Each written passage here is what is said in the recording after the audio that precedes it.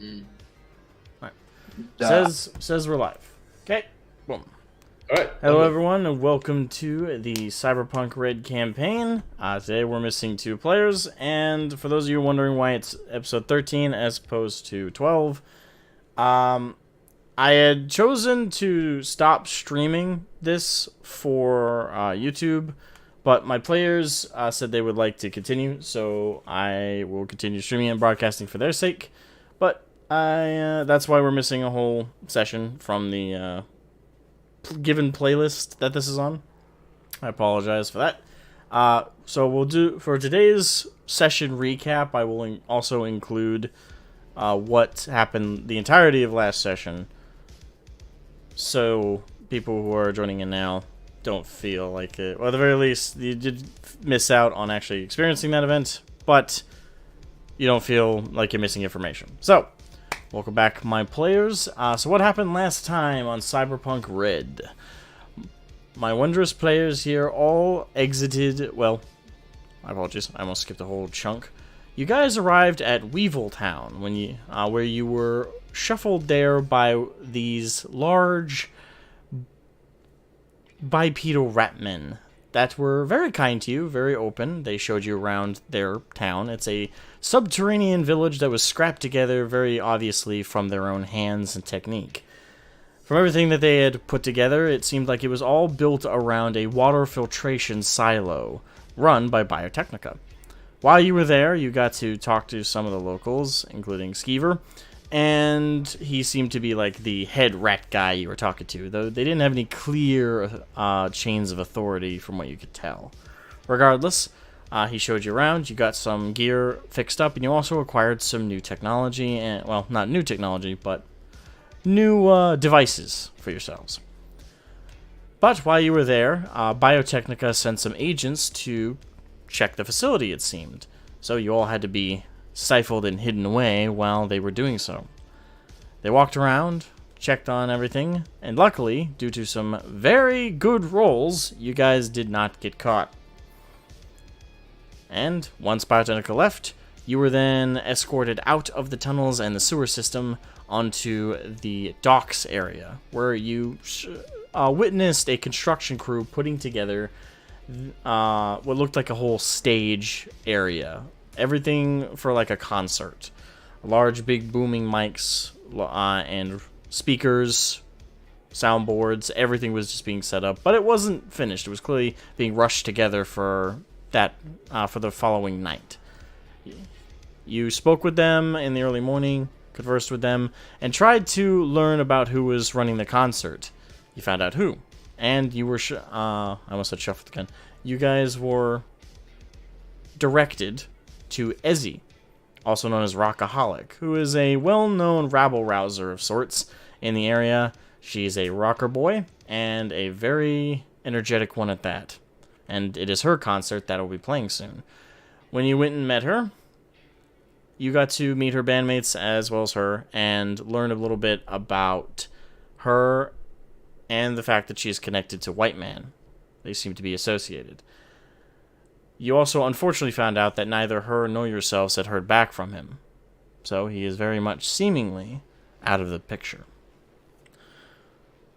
So, to kill time before her concert, because as you spoke with her, she agreed to allow you guys to attend the concert as a form of security or patrolman. That'll be that later on job.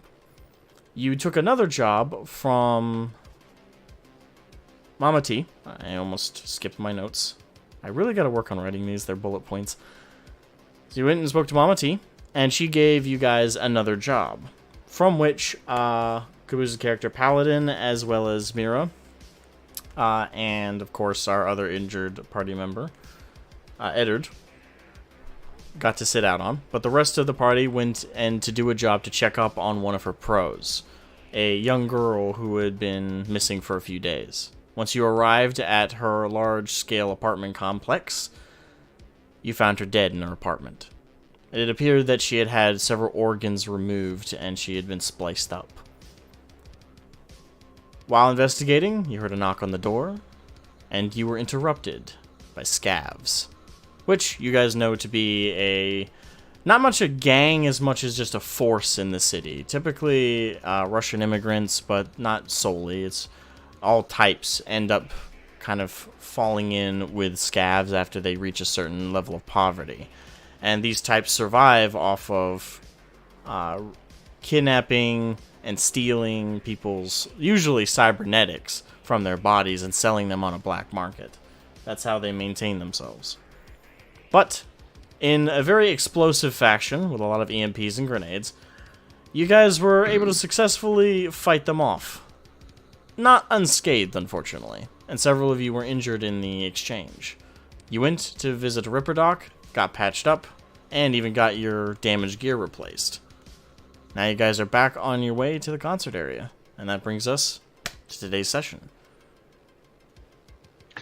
Right. Before we start with the session, can I say something before in the last session regards it, just in general?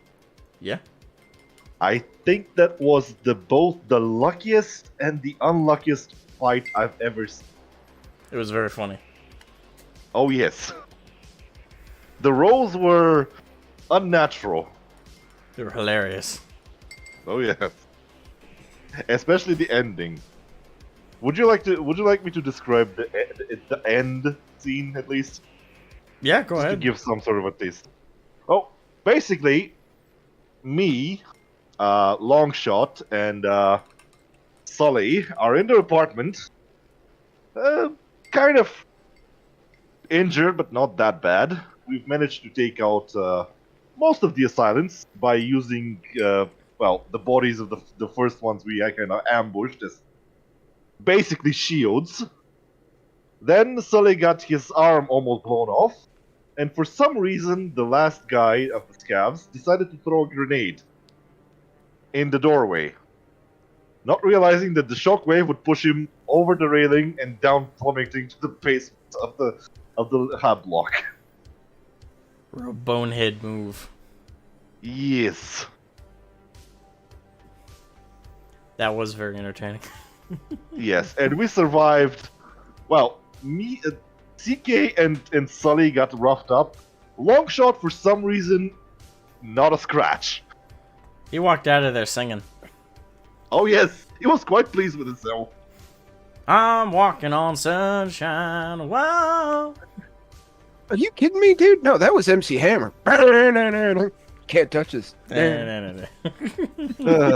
So yes, it was entertaining. Well, yes. At least we got something out of it, so. Indeed.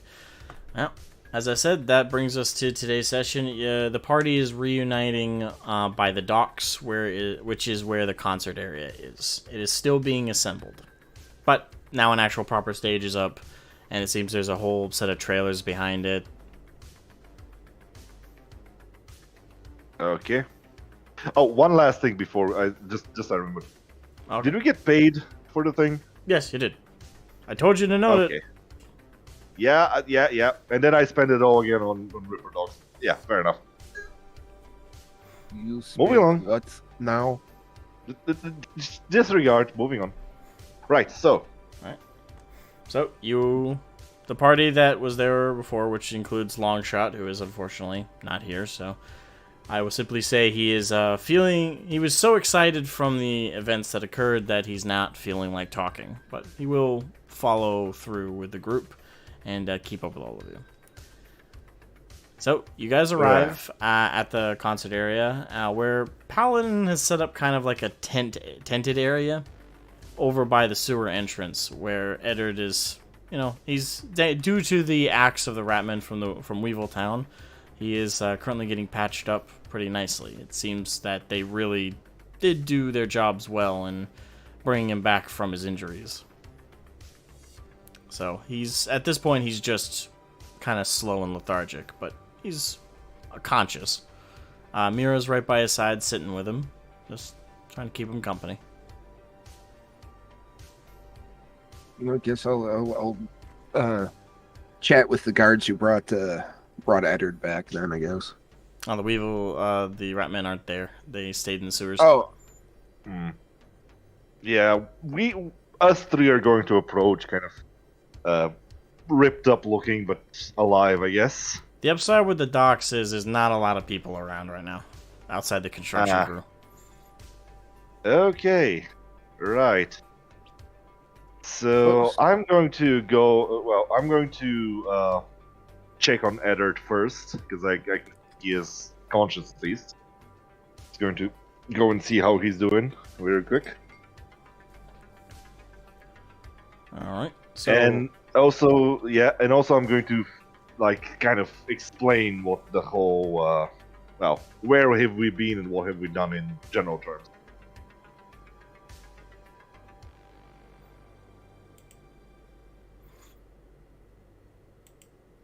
alrighty. So you explain it to him, and he's kind of nodding along. You can tell like he's struggling to maintain focus. His head's still kind of a little dizzy from the medication he was given. But I gave him the good shit. Yeah. But he's kind of nodding along. He's definitely understanding what you're saying. It's just it's taking actual effort to do so, as opposed to where normally he could passively absorb the information. I mean, to be fair, that is why they called the lauded milk of amnesia. Well, okay then.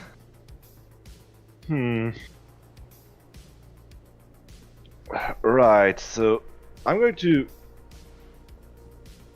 tell both the boys that were with me to get some rest and secure the perimeter. Basically, I'm going to leave them on guard duty near Eddard and Mira, so they can get a little bit of a breather, at least, and get their things in order.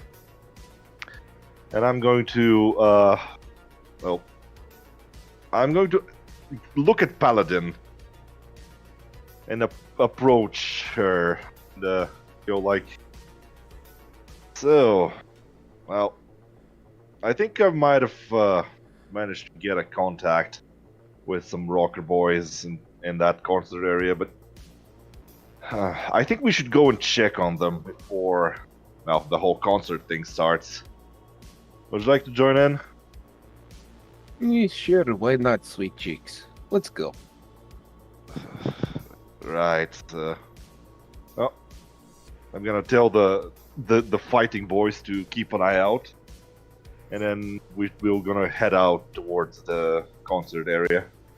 I'm gonna try and find Rockaholic. All right. Longshot just folds his arm and leans against the nearest concrete pillar, holding up a bridge really high above you guys. Just kind of leans against it. And Alfarius' character Sully. I don't know why his name left my head. Sully just kind of takes a sit next to Eddard on the opposite side of Mira. So yeah, he needs rest.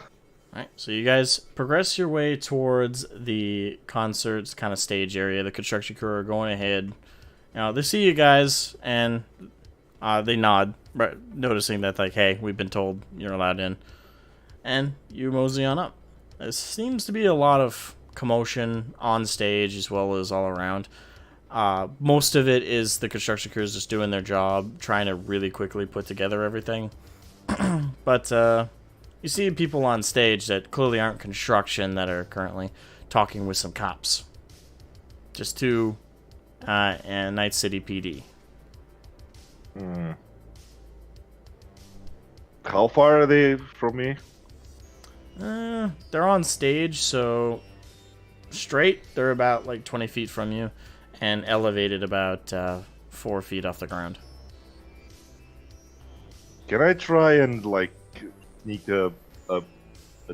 try and hear what they're talking about? Trying to be as like nonchalant as possible while we're passing by. Yep. Okay, so that's perception, right? That would definitely be perception. Okay, that's plus 2, so that's 20. I'm gonna try 2, if that's okay. Yeah, you're both good to do. Just gotta remember where perception is. That's Awareness. perception. Sorry. Not bad. All right. Right, so mine is 20. Yeah. So both of you met the DV for the distance. Even though there's a lot of construction noise around you guys, you're able to concentrate well enough, and with your advantages, CK, you're able to make out the parts of the conversation. The PD officers are saying, "Look, we can't simply investigate backstage unless you actually let us back there. Doesn't make a lot of sense to call us, but then tell us we can't go backstage." Then, in response, you hear, "Look, we want you to investigate the area. We assure you that there's nothing significant going on backstage. We promise. We don't want you nosing about our private business back there, okay?" "Look, ma'am, I am looking about. All I want right now, and you know what I say, construction crews, that's it. Whoever stole the merchandise ain't fucking here. Unless you want me to let me backstage. Then I can actually look somewhere I haven't already gazed." Oh, you cops are fucking useless. Yeah, well, bite me. Both the cops begin walking off stage. I just snicker a little at the conversation. Yeah, I just raise an eyebrow, but I'm continue walking. Interesting. As we're walking, Paladin lowers her voice to whisper, saying, "Go figure, cops useless. Same as here as in Russia." I guess same as everywhere. Never trust the cooks. Yeah, Anyway, they're useless, like target practice. Let's go find our rocker boy and see what this is all about. Might as well get some cash.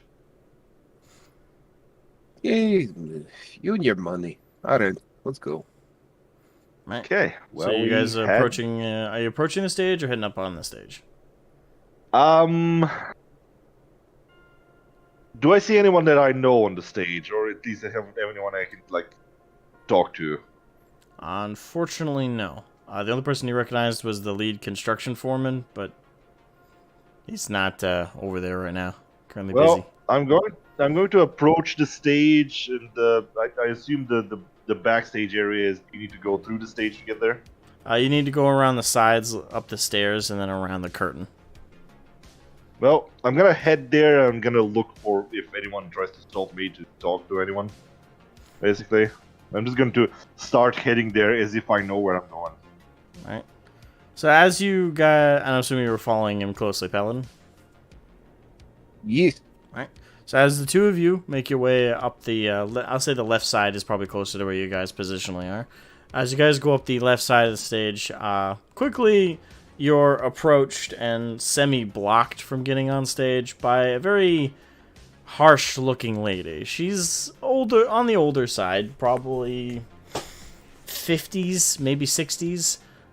She's definitely well-preserved. You know, she's not ugly or by any means, but she's showing her age. She's got the wrinkles, she's got the bags in her eyes, her hair's very gray, and as you guys are walking up, she's smoking a cigarette. I was like, "Can I help you?" Hello, madam. Also, attire-wise, she's looking kind of like a businesswoman. She's got like long, what do you call those pants? Women's dress pants. Women's black dress pants, black high heels, and her shirt is kind of like a V-neck and it's semi-sleeveless. It's got like frills on the end. They kind of puff out, but not like proper sleeves. Oh, I'm gonna approach her with a polite smile and be like, "Hello, madam. I am looking for Rockaholic. We had some previous arrangements, and I would like to have a word, if possible." You're looking for Miss Drake? Yes. She takes a really long whiff off of that cigarette, almost to the bud. Impressive. Trust me, on a day like today, there's not enough of these in the world. I reach into one of my pockets and pull out one of my cigars and offer it to her. This may hit spot better. What brand? Just generic cigars. I don't know what the cigars in Cyberpunk are. Cohiba, I guess. We'll just, we'll go with like a more common one. She's like, fuck it, I'm almost out of these anyway. And she takes it.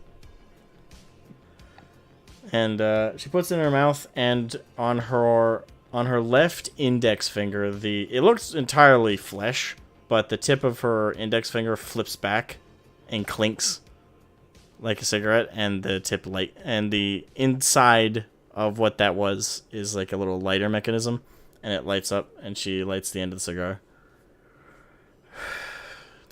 You've got to get me that. That is awesome. Where did you find that implant? It's a pretty common one downtown. A lot of smokers from where I grew up. I think I've had this bad boy for the last 20 or so years. Oh, come on. You don't look a day over 35. You're very sweet, doll. Alright, if you're looking for Miss Drake, she's out back. She just arrived a little while ago before you guys did. I think she was out clubbing with her bandmates. Whatever the fuck. I'm going to stick back and ask her a question if TK wants to continue. I'm going to walk a little bit away further, but I'm going to slow down. Alright. Kind of do a very slow walk as I'm waiting for Paladin. And I sort of hush my tone. So, what was that with NCPD? Something up? Some merchandise was stolen backstage. I was told to call the NCPD, but then immediately after I called them, I was told, don't let him backstage, don't let him backstage. So, I just wanted them to look around, see if they could find anybody looking suspicious, although in this city, that might as well be asking them to look for every standard guy they come across any other fucking day. I mean, to be fair, you have a former trauma team in full uniform, armed to the teeth, standing in front of you. If that doesn't scream suspicious, I don't know what will. Of course, then again, this is just Night City chic. It might as well be. I saw a trauma team operating not but a mile up. I just assumed you were a stray. Long story. I don't need to hear it if you don't want to share it. And to be quite frank, I won't remember it. Everyone's got a story in this city, honey. Hey, set up a little tent up there for to help alleviate any patients that might help. I know how concerts can get, especially back in Mother Russia. Broken limbs were, modus operandi. Not too different from here, then, it sounds like. We get plenty of rabble rousers, especially with Miss Drake's concerts. Always riling people up, always pissing them off. She always likes to really bring in politics into her music. Hell, one of her most popular songs from a few years ago was, what was it again? Oh yeah, Cherry Lily on Fire. All about making fun of the Japanese. Two guesses which corporation she was burning on that one. Sounds like a silver-hand fanatic. I don't know as if Drake really cares about anybody that's a previous rocker boy, rocker girl, whatever. I wouldn't know. I only help her with business and send up venues like this downtown. Well, is needed. I will be in the area. And trust me, I'm used to cracking skulls as well as stapling them back together. You see this older woman kind of pull out an agent from her dress suit pocket. Huh.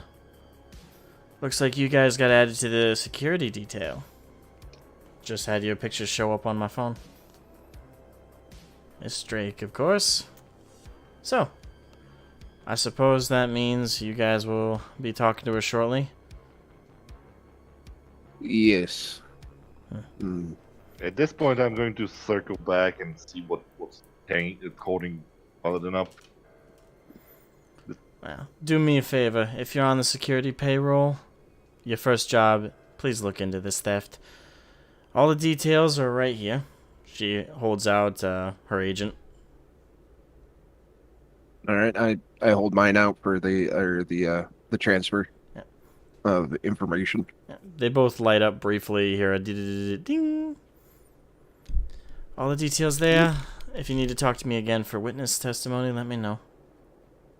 Eh, trust me, we usually don't like to leave witnesses. We will find your property, one way or another. If you kill someone, get rid of the body, please. I don't need the hassle. Medical professional. I know how to fix them and get rid of them. Good. You'll be better than the last guy I hired. All right. And I say thank you very much, and go up to CK and share the information with him, and tell him we got to find out what happened to this loot for the pretty young lady over there. So the Yes, of agent course. details out that that what was stolen specifically was a storage unit device, small scale. It contains a memory drive of a lot of the band's songs and former venues that they've done to, which it doesn't seem like very sensitive information. In fact, if anything, it comes off as kind of like public info. So you immediately off the bat are getting the vibe that whatever else is in the container isn't just the storage unit of information. So there's more to what has been stolen than what appears to be listed on the device. And lower my voice to Okay. talk to CK, and it's like, who would want to steal random songs from a rocker girl? I think there is something more in this, but let's not show our cards just yet. Let's see what. Well, let's see what she tells. All right, let's go see this mysterious Miss Lizzie Borden, Lizzie Draco, whatever her name is. Let's go. I will introduce to her. Just let me start the talking, then go ahead. Right, so we head backstage. Alright. I'm also going to keep an ear out if I can hear any like chit chat along the way to Alright. get any information I can get. Alright, so as you approach the backstage, you move your hand out to kind of move the drapery in front of you to the side. When you notice it kind of, you see like a digitizing effect when you touch the curtain, and you realize that the entire curtain is it's a real curtain, but it's a giant flexi screen. So whatever effects, color, bright lights, advertisements, whatever have you, when that thing is fully pulled down and straightened out on stage, it basically acts as a monitor. Also acts as a way to put fake sparks or, safe effects on stage without causing too much danger. Also, good way to hide vehicle. It usually What? requires an active power source, but yeah, if you can power it, it can reflect whatever you want. I'm going to turn at this remark. I didn't know you had a vehicle. Operative word, had. Oh. Well, I'll be quite interested to know what happened to it, because there's not a lot of people I know that have that person drive. Trust me, we don't know how to drive either. Plus, the operative word, had. All right. Again, let's leave it for later. So you guys are, pushed back through the curtain fully now. And as you're backstage, there's really nothing behind the curtain except two doors on either side, which is where the real backstage is, if you will. Where you guys are right now is just kind of just behind the curtain. So there's some, band stuff, some instruments, some containers, lots of stuff strewn about, but it's not where everybody's hanging out.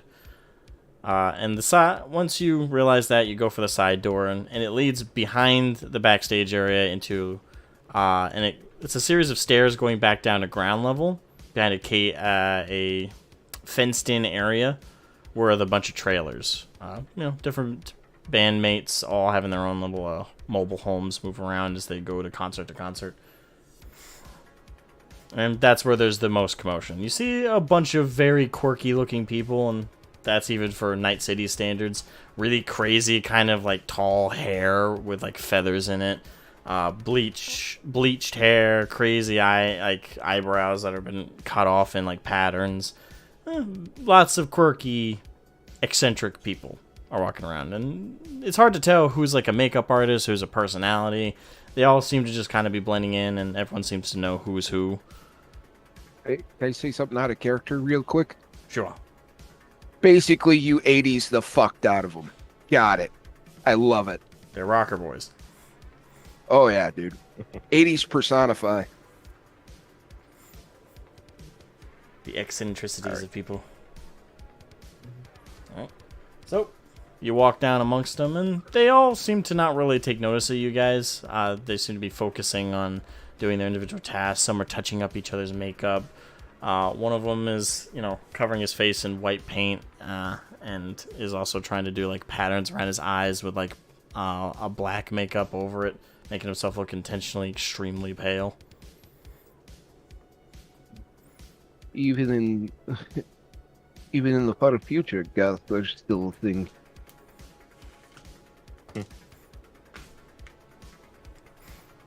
Okay, can I see Rockaholic anywhere?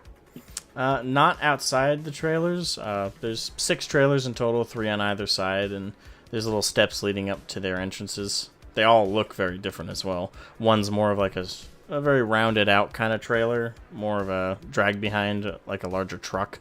Another one has wheels of its own. It looks like it's just a really big RV. But it's the size of their other trailers overall, the actual back end. But each one is different, but they all have name labels by their front doors. Okay. Right. You get to know who's who around here, I guess. Well, I'd look for the right name, I guess. Right. It should be an easy roll, but rolling perception. Perception. I gotta remember where I put my character sheet. Right.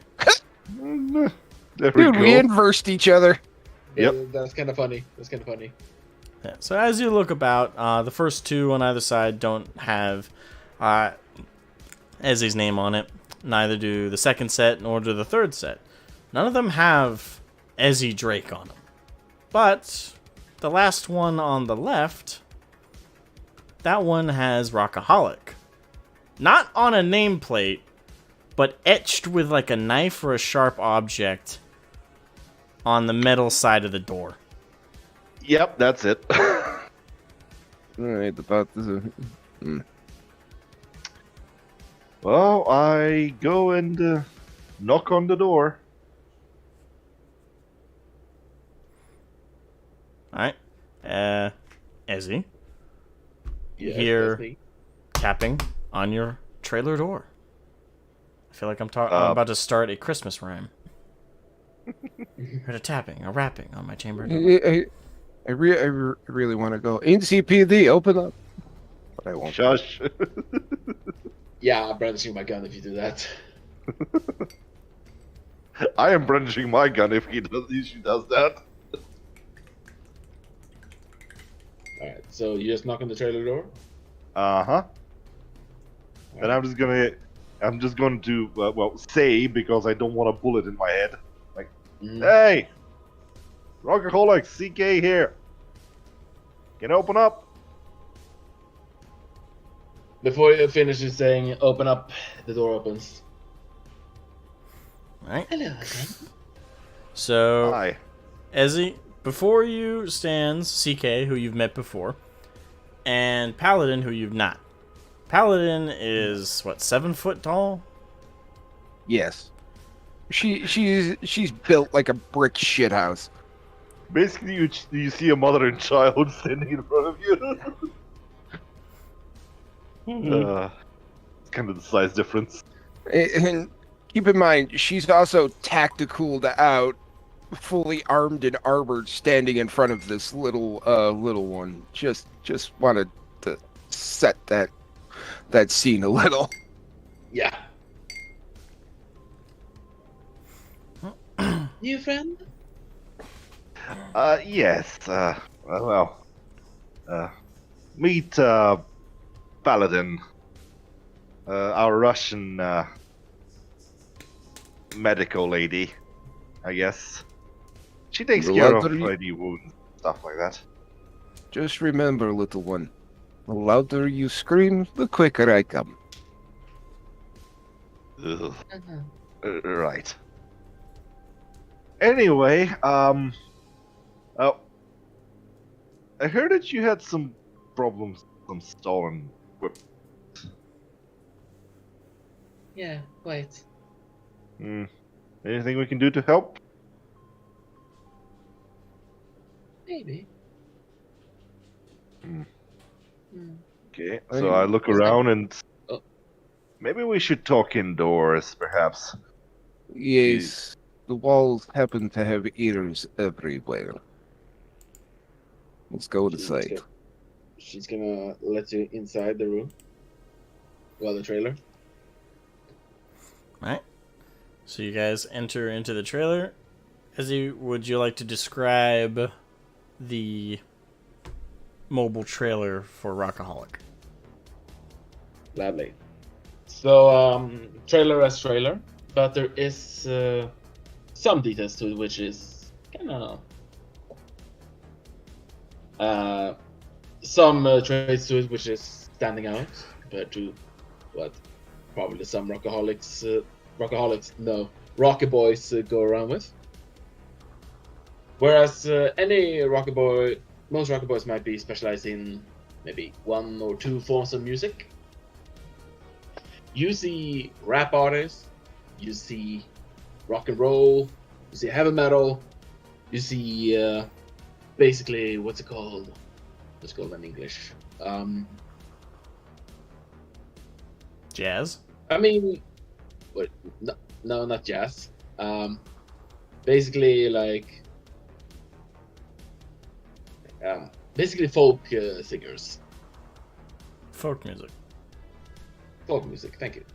A very eclectic bunch, are you not? I like to be multifaceted in my talents. Hmm. I bet. Take a seat. I'll give you something to drink. That'll be lovely, thank you. Hmm. Alright, I drop myself on the first comfortable seat I see. Mm-hmm. I think Paladin will just sit on the floor. Cross her legs and sits on the floor.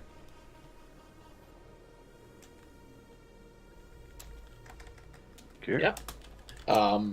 After a bit, Essie returns with 3 glasses and a bottle of what is probably some sort of cheap whiskey or something. Okay. Well, I thank her for the drink.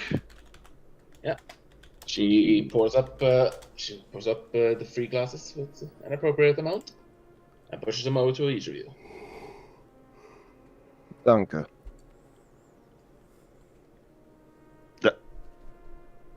Never mind. I don't So, know Russian for thank you. Shut up. fair enough. So, I heard you got some music stolen. Why do I have the feeling it's not exactly what was nicked now? Is it?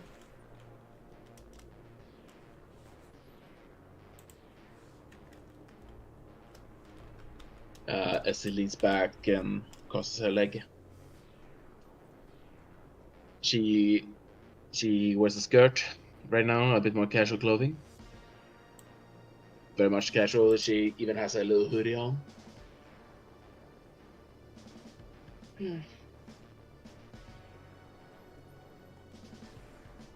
A certain item was taken from us. It's not simply lyrics or any of the sort. I expect secrecy to these matters.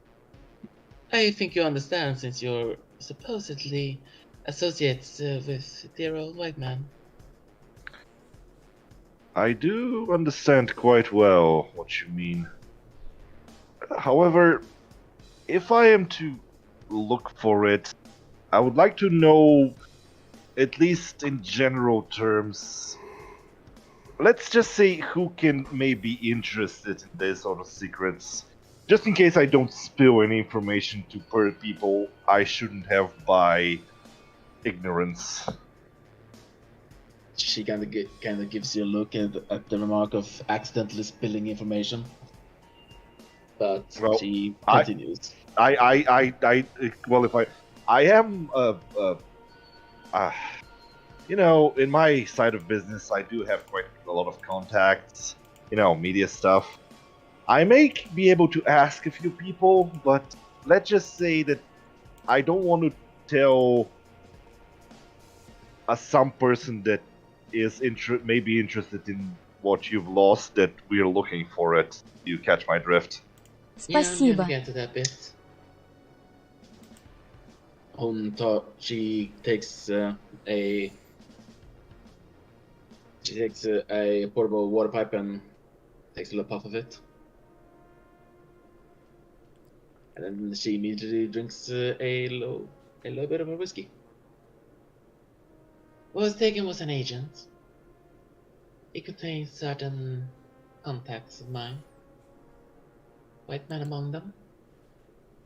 With certain details of our past dealings.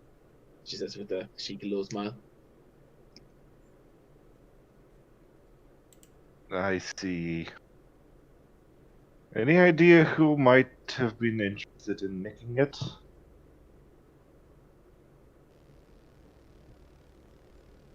And no one in our community, I would assume. Most of them have been under faithful watch of the white man's watching eye for a long time. So I assume it wouldn't be one of them. Though I shouldn't rule out possibilities. Anybody new been sniffing around lately? Not that I've been informed of. Hmm.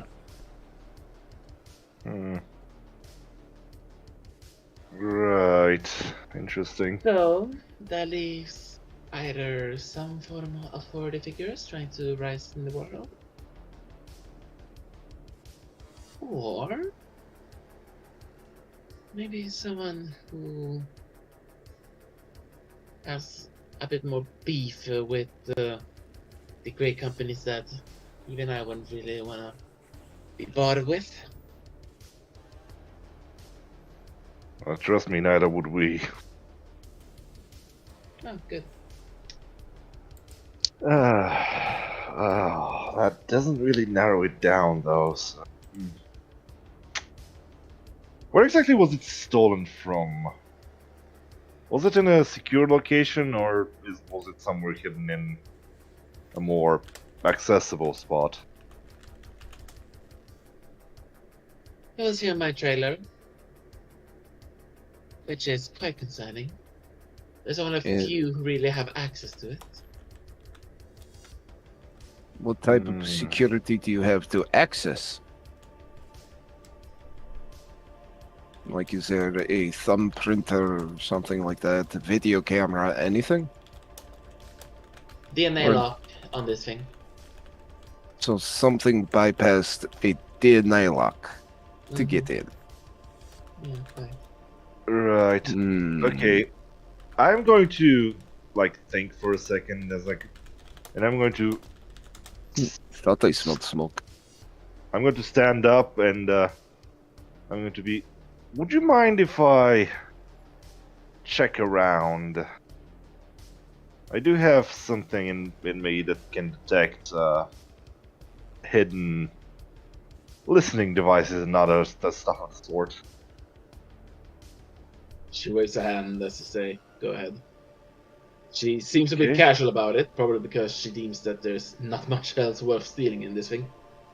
I mean, I am going to check if I can find where it was, of course. Alright. So you want to roll another perception? Hang on. Let me just find where it was. Oh, there we go. Bug detector. So it beeps when user is within 2 meters of a tab, bug, or other listening device. Right. So I'm just going to walk around the place trying to cover every spot. Basically, go around and check, everything that I can reach. Alright, so as you're walking, it doesn't go off while you're in like the little living room area, but the moment you take a step towards the bedroom, it starts to beep. Okay, I'm gonna turn and... Kinky. You wouldn't have any recording devices in your sleeping area, would you? It does not answer, but she rises up and follows you. Okay, I'm going to try and see if I can locate where the... Well, like... a general area for the beeps. Basically a 2 meter or 2 yard, like, place where the beep goes.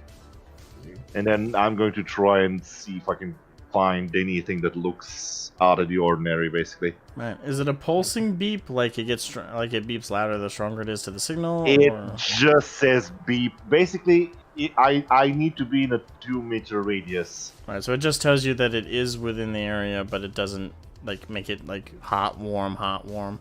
No, it just tells me it's around in a 2 meter circle around me. All right, Basically. so let me double check that perception would be because I think you actually have to physically search. So what check would that Well, be? can I first use perception to see if I can see anything that looks like a place that anything can be hidden, or like a camera can be stuffed in, like nooks, crannies, like grates, stuff like that. Yes. Okay. So. Alright. Looking good today.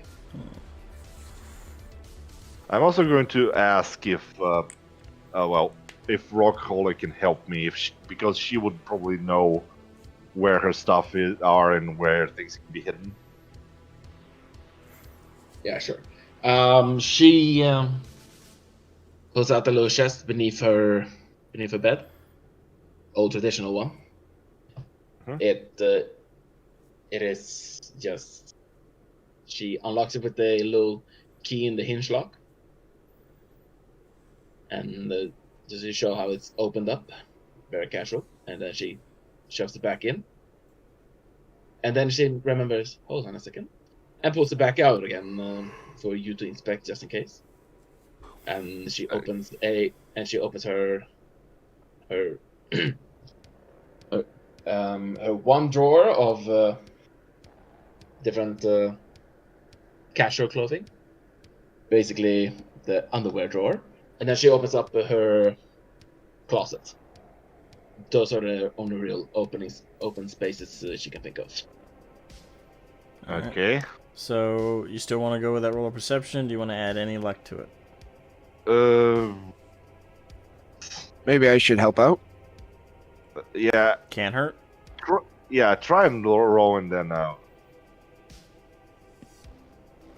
Yeah, I got a 17. Okay, was it I need to say how much luck I need, or am I going to just... How are we going to do this? Do I need to spend luck and then you tell me if it's enough, or... Yes. I just... Okay. I'll use 2 luck. That will be enough. Alright, so as you're, looking about the area and looking at the classic chest, your eyes go over everything. You're scanning very carefully. None of it seems out of the ordinary. Well, out of the ordinary past a certain exception. Of course, you're dealing with a rocker boy here. You definitely take note of the pink panties with a little brown bear decoration on the butt side that catches your eye, but you have the feeling that's not the device. So then your eyes kind of look over the old chest a little bit more. You look at the closet, you look at the drawers, and you notice a trend between 2 of them. The closet is an old style closet, like wooden one. It's not like a modern one where it's like you press a couple buttons on the side, it opens up. It's like glass sealed. It's not cyberpunk chic, I guess is what you would say. There's a lot of traditionalist stuff in this room. And it has hinges. Now, they're copper hinges. You notice that the actual connectors that the actual hinge goes through are kind of old. There's like fade on them. The metal looks like it's worn. But the hinge, the top left hinge of one of the doors, is brand new copper. Like shining. And the same is on the hinge on the chest. That actual hinge that opens the chest from the back. Both of those look brand new. Interesting.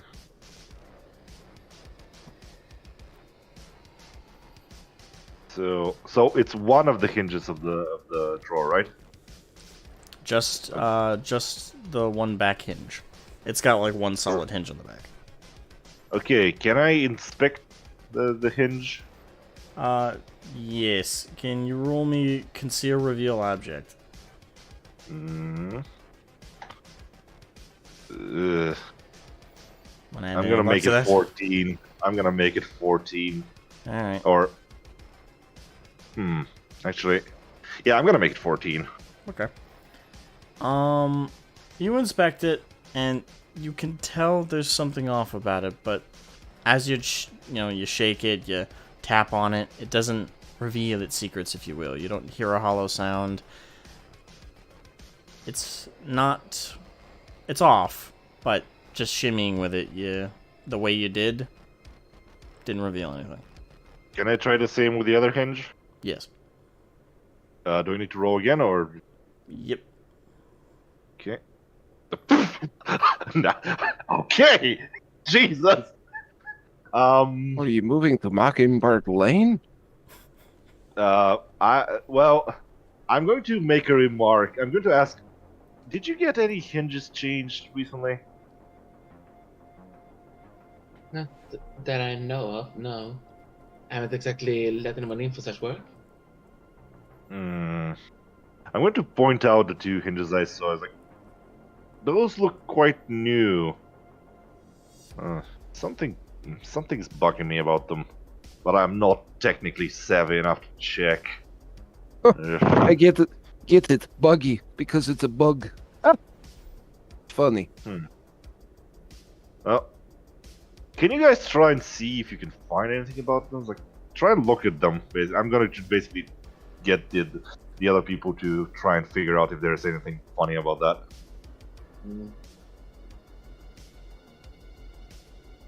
She,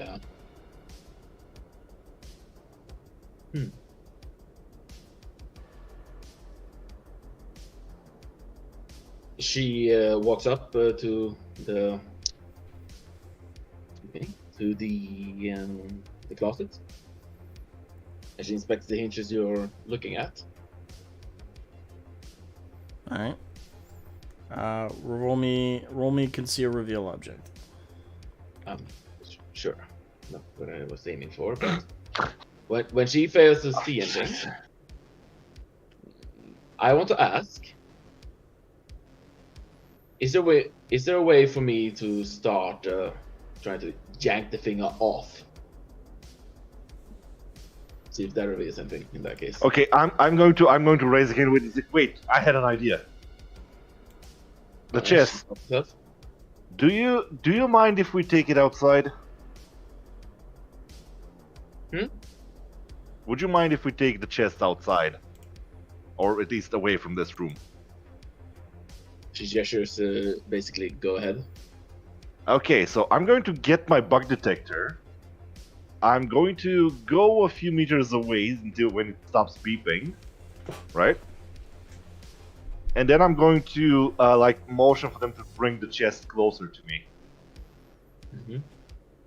And see if it starts beeping when they enter the range.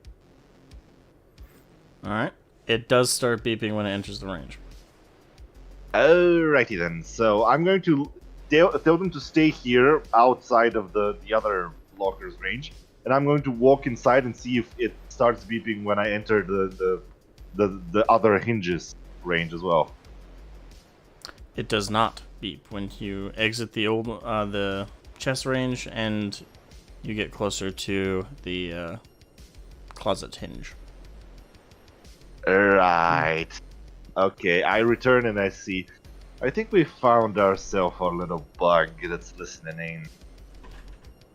Looks like somebody removed Oh! bolts on the door. Yes. Can I use my radio scanner to see if there's like any outgoing signal from that thing that I can detect? Yes. Okay, what do I need to roll for that?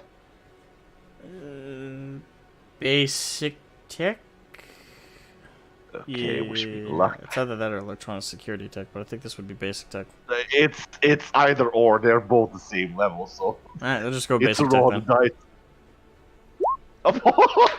Oh, Wow. Hello. Well, there you go. So there is you fiddle with it for about 2, 3, maybe 4 minutes as you go through all the different like output signals and channels until finally you find on like channel 7 and like frequency 188.66. Very specific. But just as you hit that frequency, you start hearing everything you're hearing in the room, but through the radio. Like if someone takes a step, you hear a step. You hear someone breathe, you hear them breathe. Right. Okay, so I have the frequency, and I have the. Let's think. Do I have anything? Radio scanner. If I know the frequency, can I try and figure out like, the thing is, if it's. Okay, I'm going to go around and see how powerful the thing is. I'm going to move around the room. I'm going to get outside, like try to go at a bit of a distance to see if the signal drops or if it's as strong as it is. Alright, so you're gonna try and leave the trailer? Well, I'm going to first try inside the trailer to go as far away as possible. Then I'm going to, if need be, go outside and like conceal the thing and try to move around to see if I detect any drop in the signal. Alright, so you From the move distance. within the trailer. You move towards the front, and about 5-6 feet away is when you start to hear like a fade in how loud you are. But you can still hear yourself. It's just it sounds distant when you're outside of like a 6-foot radius. So I would assume about 8 to 10 feet is the maximum radius of that.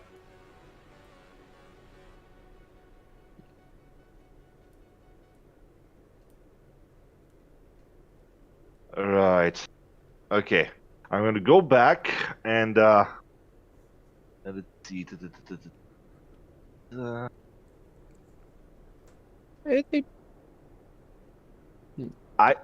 Was the agent able to emit radio signals, or was it equipment that we needed for? I don't believe the agent can. I think. Rockaholic, has anybody been acting strange recently? Like pissed of success or something like that? Okay, I'm going to. Is there a kitchen in that thing? there is not. There's exclusively Okay. music. Right. Do you perhaps have any sort of aluminum foil or anything like that? Any What is that? metal packaging material? Aluminum foil or anything like similar? I'll do a small trick, I know.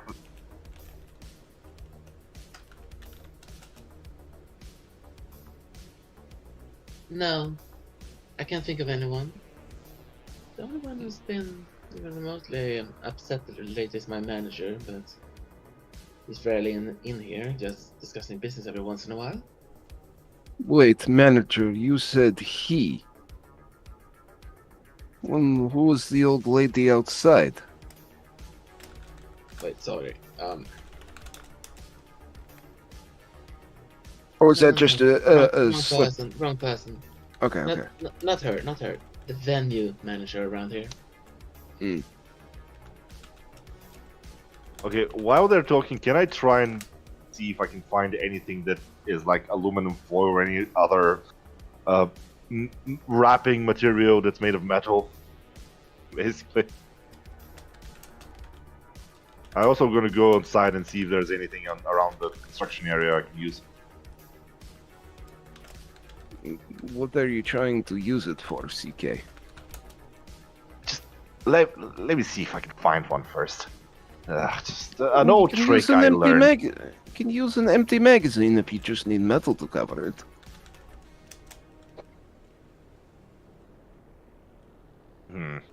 Would that work? Empty magazine? No, I need to be a metal sheet. Anything that's conductive. I don't...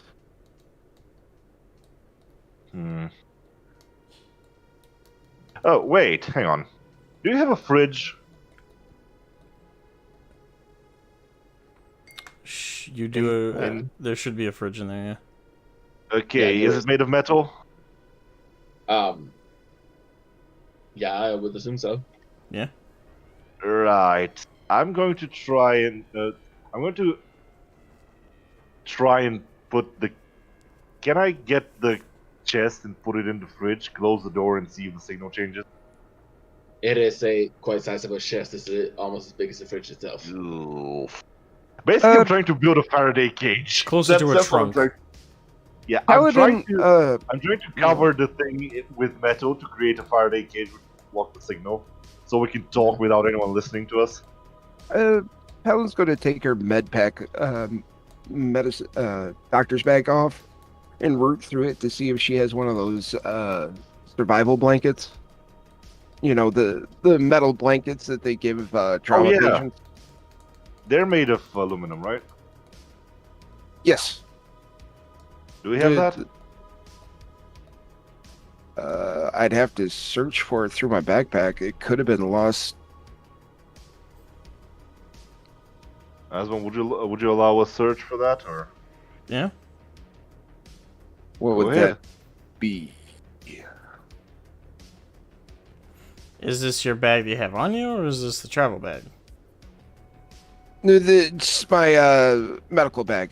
The med bag with all my medical kit in it. Should have that on you. Yes. It's the backpack Paladin always has with her. Oh, there you go. Yeah, you should be able to search that just fine. Alright, what do you want me to roll?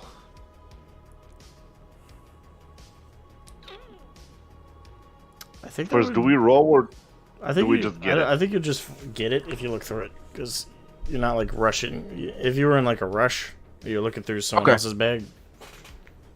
But you're not rushing, so just check the bag. Well, Paladin checks through the bag, finds the blanket, and hands it over. This should work. Okay. I'm going to then wrap the blanket around the chest, making sure that it's all wrapped up without any gaps or anything like that. And I'm going to check the signal again, if it stopped or diminished. The signal is not sending now. Good. Right. Well, I think we can talk without it being listened to now. What I'm able to find is that chest, the hinge on the chest, is the bug. And whoever was listening must have been in a 10-foot radius around around that chest. Have you seen anyone sneaking around your this area recently? Maybe standing outside for long periods of time? That sounds like something I would need to roll for, right? If I'm gonna do any kind of... Yeah, roll me concentration for specifics. Indeed, specifics. That will be awareness, I think. Yep, concentration. Let's go. 14. So you think about it carefully, and about 2 days ago, you would have said no, not at all. But when the venue was first set up and they first put the trailers out back and the stage construction was settled on. But since then, it was leaked online to the fan base for Rockaholic that the concert was being set up at a certain place, and until this morning, you basically were trying to send off your fans for night and try and get them to calm down, and a lot of them were camping out around the area. They did end up leaving after NCPD got called to drag them along, but for a solid day prior, the place was swarmed by fans who tried to climb the fence, who tried to get backstage, tried to run past the construction crews. Yeah. There's fans to my knowledge. A whole bunch of them, but yeah. You also said that the venue owner was being weird? In what way? Manager. Manager, He's- owner? He's been frustrated over this and that, all the requirements and details and needs. But even so, So basically, normal worry wart to make sure that this goes off without a hitch, not being suspicious in the way is what I'm trying to go. besides having been more obnoxiously annoying than usual, no, he's been his old self. Who gave you the chest? The chest? Yes. I've had it since I started being what I am. Huh. And was it always with that hinge? Have you had it fixed or given it to anyone or something like that? Someone must have had access to it to get the bug in.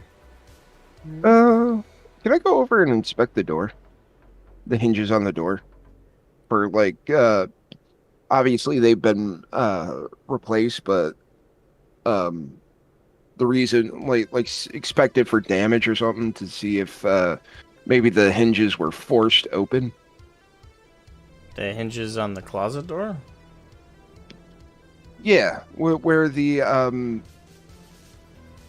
chest was. That'd be in the bedroom. The chest was beneath my bed, though.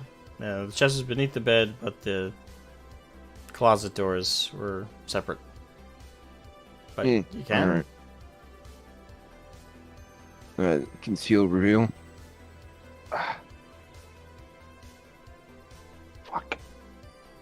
Or instead of looking at the hinges for the closet door, see if there's any signs of forced entry anywhere in the bedroom. You can look at Like- perception. Okay. 16.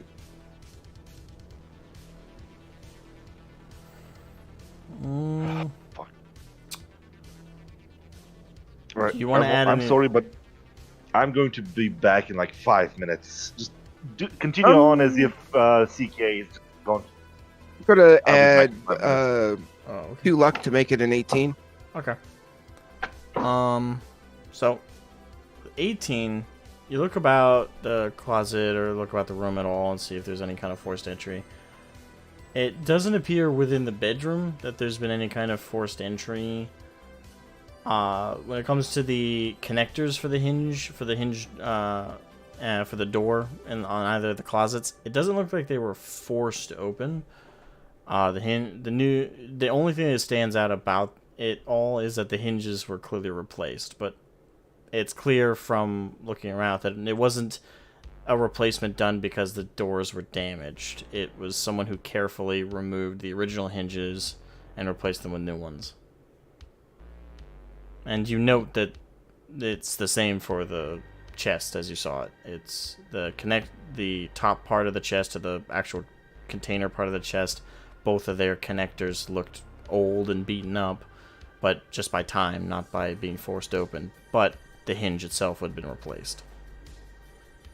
That would take a great deal of time to replace. I understand that you are busy setting up the concert, but have you been out of this for, when's the last time you were away from this for a long period of time? Like, a couple hours or so.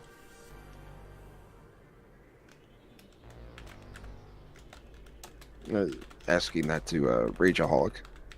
To Ezzy. Repeat the question.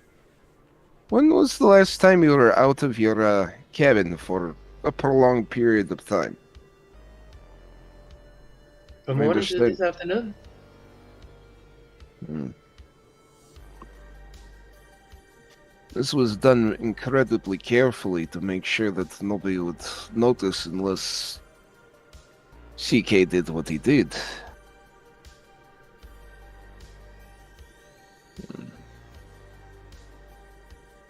Is there anything that might require repair in the vehicle? Like you're having problem with a window sticking, maybe a door is not closing correctly, something like that? Like an automatic door is not clicking shut as it should. No, not really. Hmm. So at this point, you guys hear a knock. Ezzy? Oh, Ezzy? Hello? Can you please let me in? As he goes and opens the door. Alright, and Who in... is it? It opens up, and standing there, good 6'6", 6'8" maybe, is a really tall man with a dress on. A very pretty dress, mind you, and you can tell that this guy is very attractive in terms of his figure. He's not like anemic or thin or anything, but he's wearing a dress for sure. Okay. With bright pink fringes, very decorative hand nails. He's kind of holding them out, kind of like he's letting his nails dry, but they don't look wet, so it could just be the way he holds his hands. But this is the lead makeup artist for the venue. He's been working with you for the last year. This is Charles. Charles, let me just add that to my notes. Right. I'll continue describing him. He's got bright blue eyes. Neither are cybernetics. They're just his natural eyes. Bright blue eyes. And he's got a blonde kind of quiff of hair. It has like almost a pompadour aspect to the front, but towards the back it goes into a long ponytail that goes to the middle of his shoulder blades. I like your style, young man. Why, thank you. Who are you? You're so tall. I rarely find anybody taller than me. I'm Paladin. I'm helping out around here. Oh, pleasure. And he, he bends down, grabs your hand, and kisses it. Ah, so ravishing. It's always good to meet new people. I could touch up your hair, though, and the outfit, darling. Do not take this personally. It does become you. You are very much at home in what you're wearing, but I would suggest maybe a dress or two. A little lighten up. Feather out, if you will. Paladin just laughed. A hearty laugh. It was like, I will take that into consideration. Unfortunately, Misha, I am currently working with my buddy over here. Yes, of course. Izzy, I forgot to mention to you, so the venue with tomorrow night, with the concert about to ramp up, I wanted to talk to you about some of the costume designs. What's going on? And you see him kind of shift, and I should note that this is not a trans character, just since, as a rockaholic, you would know. He's just gay. Yeah. Yeah, But he likes to undress it. He's flamboyant, but he's a guy by his own identification. Yeah, indeed. All right. So, just making that clear. Of course. So you see him kind of looking at the giant ball of aluminum right now. Mhm. And Tang's character, I assuming, is still looking about, kind of like a thirsty dog, just looking about. A little incident, no big matter. So, you want to discuss the arrangements of clothes and makeup then? Yes. I know that you're dead set on the tight bodysuit. I really think it does compliment you. You have an amazing figure. But when it comes Okay, I'm sorry about that. Yeah, welcome back. So another character has just showed up. This is Charles. He's Very I like Charles. very flamboyant, blonde, blue-eyed. He's wearing a very, very frilly dress. It's skin tight all the way to like the waistline. Then it kind of gets like frilly. It's clearly custom made because it's quirky. It's got like a pink pattern that kind of does like a coil to the waistline, and then the rest of it's like a black and a little bit of like a white feathering around where his neck lining is. And I mean literal feathering. Like there's like feather points there. So yes, so I was hoping to touch up your hair.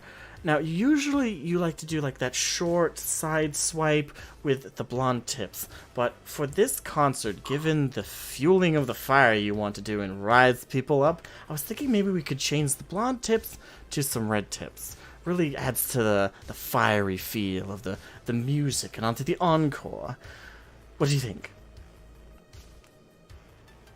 It's clear that Rockaholic entertains the idea, and she has nothing but respect for this man, so it's abundantly clear she is deeply considering this in just a few seconds flat. Brilliant idea. I'll be right with you. Brilliant. Oh, by the way, I hope you like the new hinges. What? Right, I am going to block the door with my body. Right. I kind of lean at it, like, oh, so it was you that did that wonderful job. Me? No. I didn't change the hinges. I hired someone to do it. I had heard that the old ones were rusting. Oh, you see, I am kind of a connoisseur of the furniture variant, and I would really like to find someone that can change a few good hinges, if you know what I mean. I have some old furniture I need restoring. Oh. I could change your hinges. Would you mind giving me the contact of the person you send the hinges to? Charles kind of leans back and just, for Tank's sake, just so you know, he's 6'7". So he kind of he leans back and he does this like kind of flamboyant, like he puts his right hand kind of in like a drying nails motion just underneath his chin, and rests his elbow underneath his other hand that's now at his like waistline. And he's kind of like scanning you up and down, not literally. His eyes again. Seemed organic. You, honey, I take it you're sleazier type with the ladies. Well, I do Yes. like to entertain the Yes, the he's female trying to say kind, yes. but I'm always cordial, of course. Right. I never want to push myself onto anyone. Have you considered a hand transplant? Like, really allowing yourself to look somewhat youthful, kind of bring back a little bit of pizzazz. You know, you can probably get, like, any common whore, for sure. Someone who's got low standards, or is just desperate. But, honey, we need to work on this way more than your furniture. But let's focus on the issue you brought to me first. I don't want to be rude. So, with this furniture that you want fixed up, is it traditional or is it modern? If it's modern, you're going to need a tech. Someone in the city with mechanical expertise. It is quite, the old variant. Pure wood and metal. You know, it brings you an ancient kind of look. You know, And back in the rustic day feel. when people didn't really use computers that much, it lived a simple life. Ooh, I yeah. have a kind of a nostalgic feeling for that. You know, So you're reminds me of looking old for- country. So you're looking for a traditionalist. Well, I could recommend you Ezzy's. I say Ezzy's. My bad, Ezzy. I suppose you haven't met him. But I have recently contracted a man who does like more traditional work, like woodworking and things like that, and hinges. He's a very older gentleman. I recently hired him to touch up the closet in Ezzy's trailer here. I thought I told you about it, Ezzy. And now that I'm looking you in the face, I clearly did not. I am so sorry. Yes, I had to get access to the to the trailer to get it, but I hadn't actually removed the closet area. I am so sorry. I should have run that by you. Yes, that is my bad. My bad. I was trying to be spontaneous. I clearly screwed up. As he reaches out and takes Shaw's one hand in hers. It's okay, honey. Just, can you inform me of who did this job? Nothing is of any harm. It's just the hinges no longer match, you know? One is completely new, the other one is not. I think both should be matching, you know?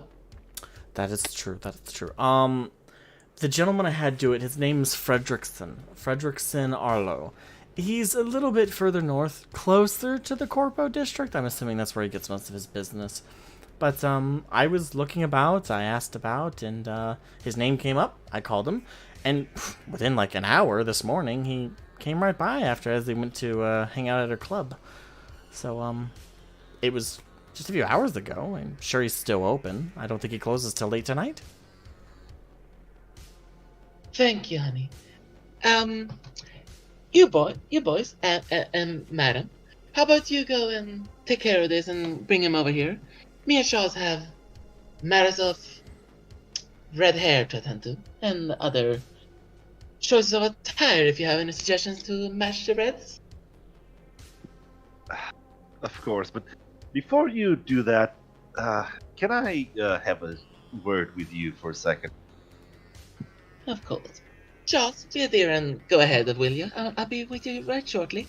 Very well. I will be right over at the makeup tent. Oh, I'm so glad. I have the perfect shade of red hair dye. I just bought it an hour ago. And he opens up the door, and he kind of just slides right out. And as he closes the door behind her. Okay, AC, where do I get one of those? Because I love it. What? Him. One Where of do I him? get one of him? Oh, He's cute. I like him. Down, no. you You big have- Russian. Down. I wish you luck. Honey, but he's mine. Okay, ladies, before you start ripping your throats out over this wonderful man, would you perhaps have anything that can emit radio signals? Anything portable I can use? What do you mean? Just some small device that I can set up to emit a radio signal of a certain frequency with a certain strength, I guess, or emit the sound. You know, kind of a beeper of sorts. I would like to send a signal to the guy that has listened to us, and I wouldn't like to, well, send him a strong and loud message, if you know what I mean. Very well. So, suggestion on what kind of item? I can give you one of my burner agents. Anything that I can conceal, that would be good. I don't want to lug around any big equipment, but anything that can emit this certain frequency, and I'm going to show the frequency of the listening device. At 188.66 channel 7. Mm-hmm. Yeah, I think if we set this up to emit quite a strong and loud sound, and if we activate it near our potential target, maybe it will reveal more than they're willing to show. You know what I mean? Mm-hmm. I can't say I'm very keen on technology. As in, I don't understand it much. I love it, but I don't know it much. So, I'm not sure. What do you think if we are supposed to have a sound coming from this thing? No. I just want to emit the radio signal. So if anything is picking up this radio signal, if I emit a loud enough sound through it, it will going to start, well, screaming at me, and maybe I can hear where the listener is located. You know?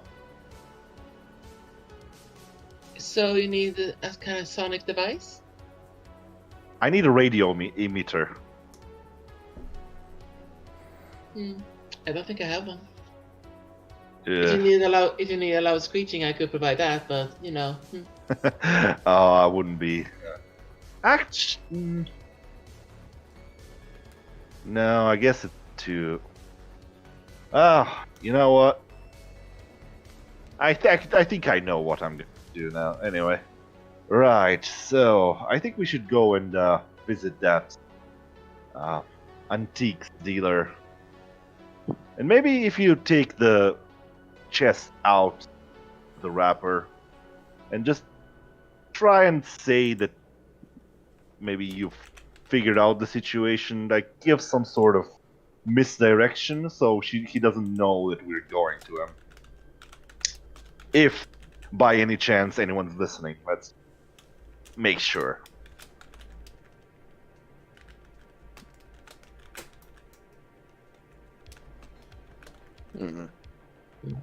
In that case, you see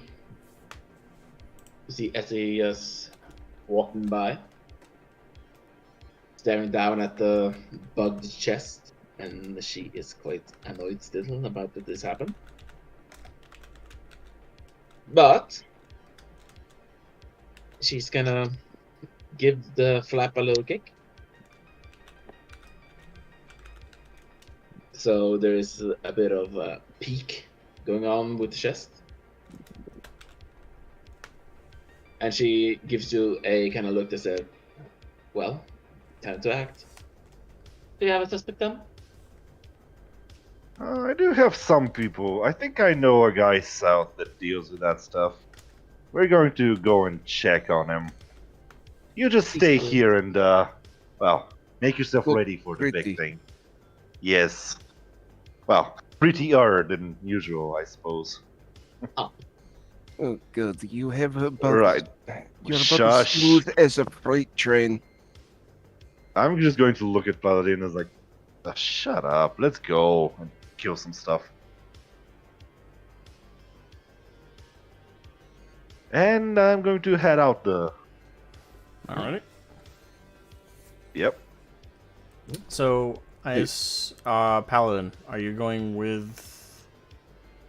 I'm CK? going to grab my blanket, and as soon as CK leaves, I look over to Essie and say, "Such a charmer, isn't he?" And follow him out. All right. As he does a little shake of the head, thinking, "Oh, you're barking up the wrong tree, honey," and walks off to the. why am I about to say medic's tent? No, the makeup tent. Alrighty. So, technically, that means all three of you leave the trailer, and as you guys all kind of get up to where Charles is by the makeup tent, to call it a tent is kind of funny. So it's more like a trailer that just has the entire front part popped out and opened like a set of doors. And even on the doors, there's like a bunch of like mirrors and lights and stuff. So it's got an overhead. It's in a contained area. It's just not in a building. And Charles has like 4 or so assistants, clearly, who are all touching up the other bandmates, like their eyelashes, their eyebrows. The drummer has an afro, so kind of poofing that up a bit more. Charles sees you come closer, and with like a flush, right? With almost like a dance move. He kind of slides to the side and showcases next to him, kind of like he's showing off like a throne. He shows the makeup chair for you to sit on. Come, darling. She does a little curtsy with an imaginary dress and takes a seat. Come, darling. I'm about to make you on fire. Oh, real quick. And he grabs you, CK. You feel a hand grab you, a very strong grip, surprisingly strong. Grab you by like the back of your shirt and pull you closer. And he just with another flush, kind of like he's like a magic act revealing like a card. He grabs a wig from like this side stand and puts it on your head and kind of like squares you. All of this is like done without you consenting whatsoever. He grabbed you, dragged you over. I'm just sitting there. He's not sitting you down. This is all standing up. Yeah, I'm not gonna resist at all. I'm just gonna stay and leave, do whatever. I don't care. All right, so he puts a wig on the top of your head, and he pulls out a pair of scissors, and wickedly fast you see him like trim the sides real quick. No.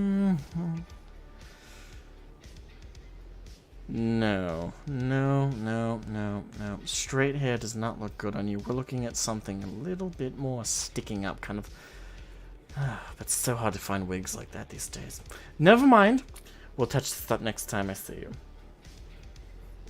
And he takes the trimmed wig off your head, and he like pats you on the head. Alright, now where were we? I'm just going to keep my mouth shut and walk slowly away. Head hanging in shame. Alright. So, Charles is going to be dyeing the tips of Ezzy's hair. Now, I'm back. just on time.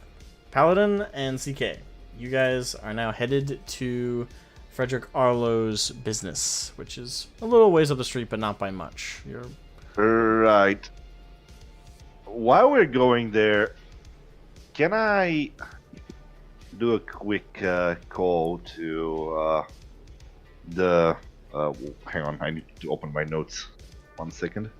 If you wanted the booty call, all you had to do is ask. Can I phone the dark radio? While you're walking, yeah, you can. Yeah, I'm going to call dark radio and see if the radio operator picks up. Alright. So you put in the number. It rings for about a minute. And then it hooks up. Hello. If it isn't my favorite informer of the week, how are you doing? Good to hear you're alive. Yeah, just barely. One day I need to get those eye implants record stuff, because our last fight was something magnificent. I bet it was. Ooh, and I've made some good cha-chow from selling that footage all over the place. Of course, with the requested redactions. Oh man, Arasaka's in some shit. It's been so funny watching the public be so mad at them. Of course, no major boycotts or anything. Nobody can live without Arasaka merchandise in the city. But that still doesn't look good on their brand. Regardless, what do I owe the pleasure of the call? Oh, maybe we can light some more fires in their asses. But I was phoning to ask you a more technical question, since you're in the whole radio station. Is there any way to find any way to emit a certain signal, a certain radio wave or stuff like that? Do you know of any item I can buy that can do that, or any sort of service that we can offer? Well, a signal or radio emitter both do that if you're looking to emit a radio signal. But if you're looking for like a full-blown broadcast to the point where we're talking music, we're talking soundboards, the full shebang, you're going to want a soundboard. I'm just looking for something that could emit a certain radio signal to about 10 yards. Let's just say I would like to deafen someone that is listening to private information uninvited. Well, I'd say you're looking for a very small-scale hand radio emitter. Those you can find at any pawn shop. Yes, that's an idea. Oh. Okay, thanks a lot for the information, and well, if we can get any footage or anything out of that thing that we're doing right now, be sure that I'm gonna send you maybe some good footage. If it's of Yeah. interesting enough quality that the public wants it, then Dark Radio wants it first. You know I pay well. Oh, I know you do. So, keep in touch. Keep in touch. Right. So, pawn shop, radio emitter. Alright. Are you gonna look one up, or... Yeah, I'm gonna look for the closest one, or some on the way to where we're going. Alright. So, the closest one nearby on the way is on the way, fittingly enough. There is a pawn shop just next door to Arlo's Classic Antiquities, which is Frederick Arlo's business. Oh, oh, quite interesting. Right then. So, well, I head there. Alright. So, you and Paladin walk for about 30 minutes, maybe a little bit less. And you come about to, it's an old rickety sign. It's not made of wood, but it is an older metal sign that says Frederick Arlo's Classic Antiquities. It's a decorative, like, little gear for, like, a symbol. And right before it, not really labeled anything special. It's clearly not well taken care of, and it's a pawn shop. It's doesn't even seem to have any logos, but it's clear what it is just from what's inside. It's just every manner of junk you can imagine. Should I give you a tetanus shot before we head in? Maybe later. I am quite small and nimble. I think I can handle this. Later Okay, I'll give you so- another type of shot. Well, I head in and see if I can find a radio emitter. Alright. Roll me perception. Perception. Okay. Alright. So you look about, and pretty much immediately you see like a whole tray full of like old devices, like radios and stuff. And on the very top of the set is a little hand radio. Well, I'm going to check. I'm going to like take it and check if I can set it up to the frequency that I had without turning. Basically, I'm going to try without emitting it. I want to see if it can be set to this specific frequency and channel. It can. Okay. Well, I am going to buy it then. Alright, you bring it to the front end. The guy looks like he'd rather be anywhere else. 20 eddies. Thank you for the business. Nah. Right. Also, so is this the shop of the guy that the antique store owner? The next shop is. Okay, so they're not. Right. So I am going to. I do have Rockaholics agent number, I think. You do. Yeah. I'm going to send her a message to ask if she can send me a file, any like audio file of something very loud and well, screaming, loud guitars, anything that's like short and very, very loud.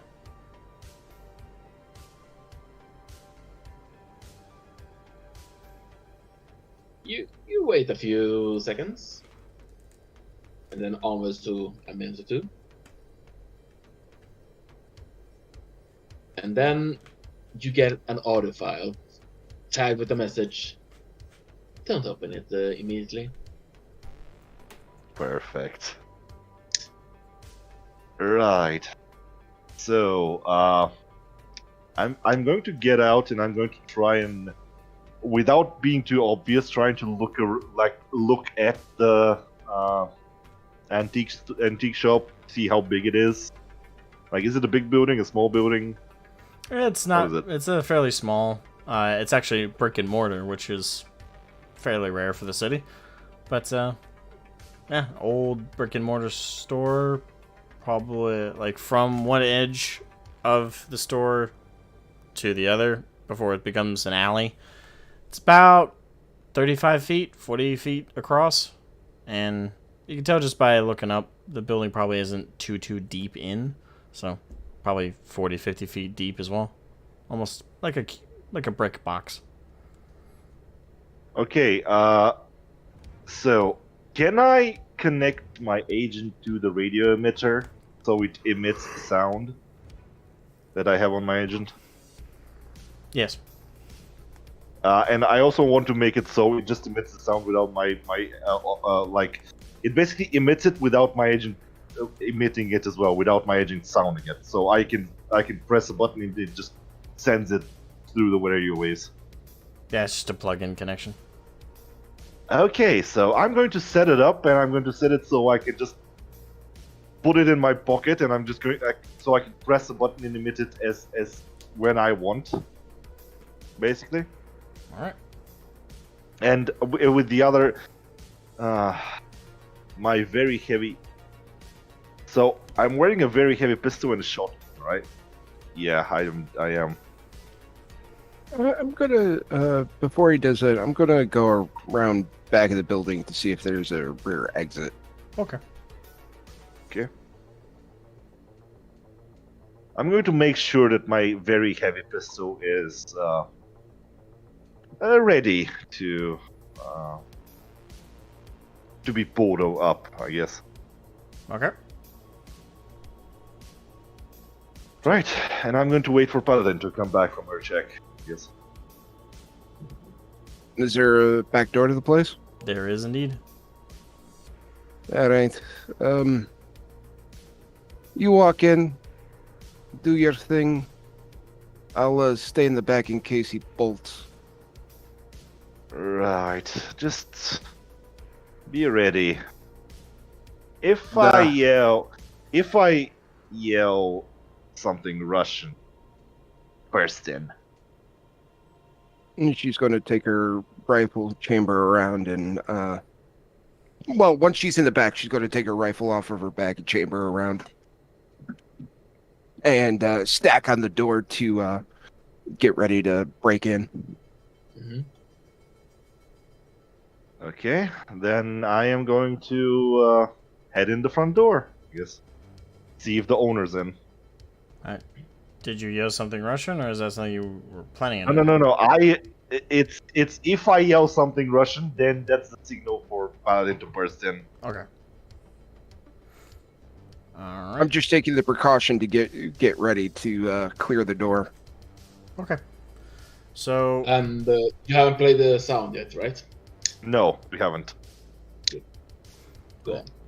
So, Paladin, you enter the building, and immediately when you walk in, you notice that the whole shop. No. I hang on. I enter Sorry, the building. Tank. Paladin is staying behind Tank, the back door. you walk in, and the first thing that you notice is the whole shop is mostly wood shop. Like, the actual, like, merchandise stuff, like, you could just buy off of a shelf is only, like, 4 or 5 feet after the entrance. And then there's, like, a, kind of like a, what do you call those? Like a red carpet event, they have, like, a little red dividing thing. It's not like a... Uh-huh. Yeah, I know. They kind of have that, but that blocks off. And then the rest is like a wood shop. Like, there's a sawmill, there's lots of little stuff on the walls for, like, different woodworking equipment, chisels, the like. And on your side of what's on the shelves and stuff, it's like the little copper pieces, little gears for clocks, all kinds of little knickknacks for repairing antiquities and antiques. And then, of course, the cash register, which is towards the end, right by the window.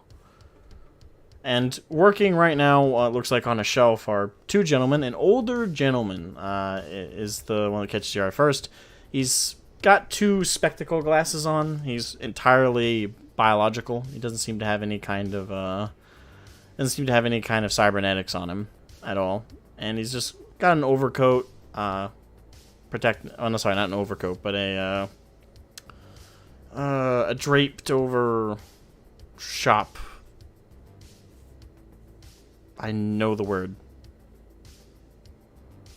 Apron. Mm-hmm. Sorry, a shop apron. Oh, yeah. Okay. A shop apron kind of over him, and you notice helping him is a young lad. Both the young lad's arms are cybernetics, and outside of that, he looks fairly organic as well. And the young lad is pretty normal looking. He's outside of just sticking out in this circumstance because the old man is just normal. But yeah, just the two individuals seem to be just pulling away a large plank of wood from the sawmill and seem to be sanding the sides of it. Okay, they don't appear to have any sort of ear implants, do they? No. Okay. Right. Well, I'm going to try and get the attention of the pair, I guess. All right. So you stand there and kind of just bump on your feet a little bit, and immediately the young man notices you, taps the shoulder of the older man, and points towards you. And he kind of lights up, stands up straight, and walks towards the cash register. How could I help you? Hello. I heard from a friend of mine that you do antique furniture restoration. Yes, we do. All sorts. What are you looking for? Yes, I'm looking for hinge replacement. Ah. In particular. What kind? Wood hinge, copper, stainless steel? Was it? I think it was copper, right? Yes. Oh, the copper kind. Ah. A friend of mine had a few hinges changed very recently, and I was very impressed by the work. I am kind of I do like my old furniture, and I would really like to meet the person that did that magnificent repair. The man kind of really... the man kind of chuckles to himself and takes the apron off, and lands it on a hook right behind him. You were sent by that musician. Yes, that was some good work.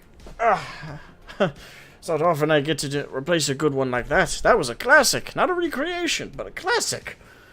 Older antique. I'd say 6 generations maybe old. I could be wrong, of course, but it was very nice work. Yes, a very flamboyant young man was the one who hired me for that one. I did it earlier today, in fact. I didn't know the word had always gotten out. That was fast. Well, Ooh. What would you like me to restore? Flamboyant young man. Yes, my assistant and he gestures to the young man who's kind of setting the wood door that he was holding on to on the side. Well, we touched it up together. Yes, I made sure to clean up the wood frame and the laminate, and also made sure to repaint the side. We did nick it a little bit, but it was actually quite enjoyable. Yes, and my assistant put in the hinges that you're looking to do. Don't worry, I'll do it this time. He was a little jittery about it.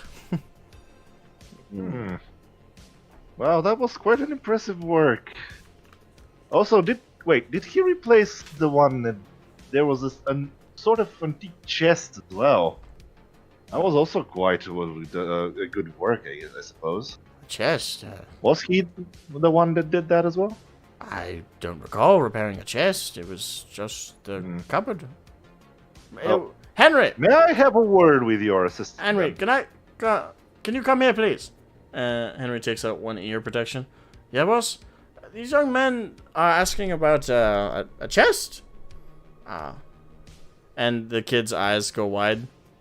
And then he starts to back away, and then he starts booking it to the back. Okay, I yell, Davai! And Paladin bursts through the door and points the gun straight at him. I also going to pull my gun, and I'm going to stand it ready. What's going on? Henry now hits the ground, puts his knees up and his hands up. Don't shoot. I walk towards him, and I just place my gun on his shoulder. It's like, it's fine. Just tell me who got the hinge replacement on the chest and who was interested in that. We can reach an agreement. All right? Okay. Hey, it was just a little bit of extra money. Yes, yes, I know. I'm sure you did a wonderful job. Just tell me who it was. It was this older lady, okay? She was smoking a lot. Older lady. So she got the chest replacement, indeed. Yeah. Interesting. She. Okay, so the flamboyant guy, Blondie, he brought in the cupboard. While the old man was working on it, I took a step outside just to relax a little bit on my break, and pulls in a limo this older lady, right? And she rushes over and says it was part of this order. I called bullshit. Like, no one ever brings something extra to an order like that, especially when they've already paid. So I told her buzz off, but she handed me a credit chip. Do you know how much was on it? Like 800 eddies. I make that in 2 weeks. She said, all yours up front, just replace the hinge. I said, fine, yeah, and then what's even weirder, she had a hinge ready to replace. I was weirded out by it, but I did it. Okay. I'm going to calm him down. Like, it's okay, it's fine. I lower that's all I I holster need. my weapon. Now, I think we've got what we wanted, and you know what? Just keep everything. That's quite a nice job you did, after all. Just one thing: make sure we've never been here. All right? If yeah, anyone asks. yeah. Alrighty then. Keep the good work. You're gonna make a fortune out of those repairs, you know. Just listen to the old man, and next time, think about getting cheap orders from expensive-looking people, just for your own safety. Yeah. And I'm going to turn around, holster my weapon, and nod to the old man. As like, for the business. Thank you for not shooting him. And before I go out, like, I just stop and is like, oh, and if I have anything for repair, I'm sure I'm gonna come to you. Voila! I'm just going to get out whistling. Goodbye. And as I pass, I apologize, sir. Thank you for your cooperation. To the kid or the old man? Both of them. The kid just kind of slants back on his butt, and the old man just leans against the cash register. Have a good day. Everybody, the follies of youth. Am I right, man? Old man. Have a good day. And leaves. Alright, so you guys have now exited the building. Where to now? Okay. Well, I am going to start heading back to the venue place. And I'm going to, when we get close, I'm going to ask Rockaholic if she can arrange between us and Lady. I'd rather her take the lady out and we search for quarters. Well, we can do that. Let's first arrange a meeting and see what we find out. Mm. And I'm going This to. time I'm somebody going to. I'm arranged a going to meeting for us. It did also. not turn out I'm well. going to like send a message to Rockaholic and make sure we are in private amongst trusted people. We don't want any rumors to escape, if you know what I mean.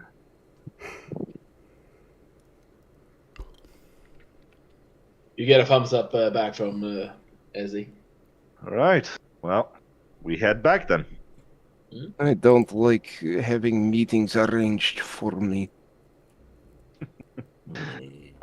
Trust old CK, he knows what he's doing. Hey, I've heard that before, and last time I had them on... I'm going to Never make a mind. mental note of that as well.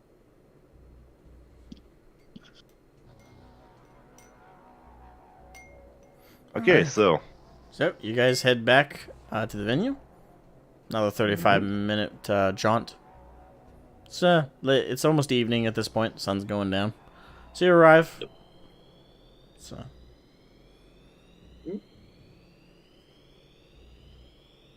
You hear me? Also, can I try to figure out if I can remember if the lady had an earpiece or any like audio equipment, like audio, cyber audio on her? Well, you can roll me concentration. Okay. And also, when we go in, I'm going to try and check if I don't remember. Anyway, let's see. She had her left ear had a earpiece in it. Wasn't an implant, but it was an earpiece. Okay, I'm going to keep an eye out if the earpiece is in the ear, but I'm going to try not to be obvious about it when we go like enter and meet her. Okay. So you arrive on place. So are you guys meeting her in the trailer, or are you meeting her in the stage? Well, where has it been arranged? I asked to be arranged in some secure location where we can be, well, safe from anyone outside and inside, basically. All right. Anywhere where it's difficult to escape from. That would probably basically. be one of the trailers. Yeah. And I'm also going to tell Paladin, when we get in, stay at the door. Near it, not blocking it, just stay near it. Right, so. Don't like this. I suppose we go to the trailer that has been arranged. All right.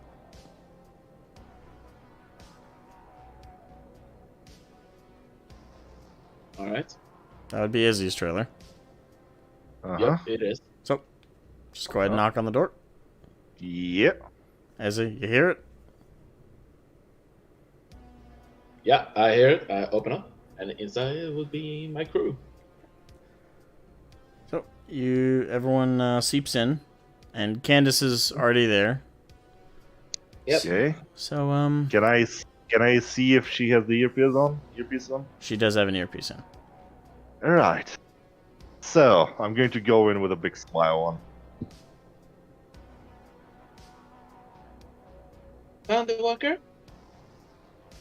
What was that? Sorry, repeat that? Did you find it? Well, kind of. I did find a lot of information, but let's just say that it was surprising, actually. And while I'm talking, as with my hand inside my pocket, I'm going to activate my agent and emit the signal at max power. Oh, alright, so the sound that you're basically emitting right now is her own supersonic screeching voice. Okay, and I'm going to see the reaction of the person I'm interested in. So what is it? You're not admitting it through your agent, just No, through the radio earpiece? at the through the radio at the specific frequency that the bug was on. All right. So I'm basically trying to blast the ears out of anyone who has the earpiece that receives that. So you see Candace, start to take a whiff off of the cigarette she currently has, and then you see her clench and tighten up. I'm going to smile and it's like, oh, would you look at that? We found our mole. And she takes out the earpiece, which is you can still very audibly hear the sound coming from it. And she sets it down, but she does all of it not freaking out. She's not like, oh my god. She did all of it very calmly, but she's clearly affected. Blood starts to seep out of that ear. Mm-hmm. I see you like to hear a lot of radio chatter, I would suppose. Well, Ezzy, would you like to ask where your thing is then? I don't think I need to specify what it is, Candace. And while she asks this, she is basically having her hand just a mere inch away from the gun she has at her chin, What did you ask? I didn't make it out. She said, I don't think I need to ask exactly what it is. Do I, Candice? She lets out the puff of smoke she was holding. And she reaches into her coat pocket. And she pulls out a little box. And sets it on the countertop right next to her. I wait for one of my posse to open it up. I don't want to move my hand anywhere away from the holster. I'm going to try and find cover. Like, go somewhere in a corner, basically. And look at the whole situation from a little bit afar. Not to get in the way. Charles is amongst the posse, I assume. Yeah, I assume I asked him with just to keep making sure that everything with the hair is still going as it should. Right. And do not So be any suspicious. he stands up excitedly like it's Christmas, walks over, grabs it, daintily sits down on the couch opposite Candace, crosses his legs, and flips it open.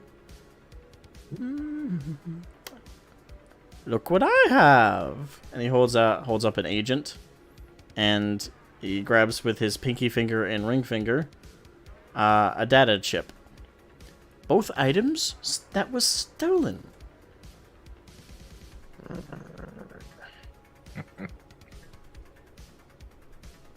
She looks, Essie looks to, what is it, CK? Mm-hmm. Do you know if there's any way to track if any information has been sent from it?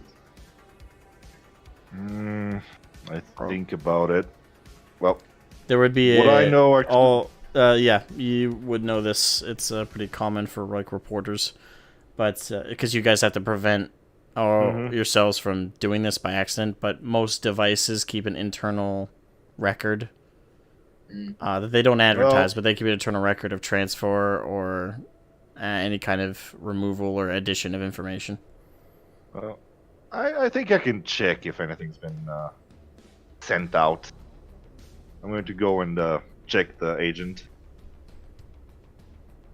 See what kind of activity it have had. And while he does that, Essie's gonna look to Candice. Explanation, please.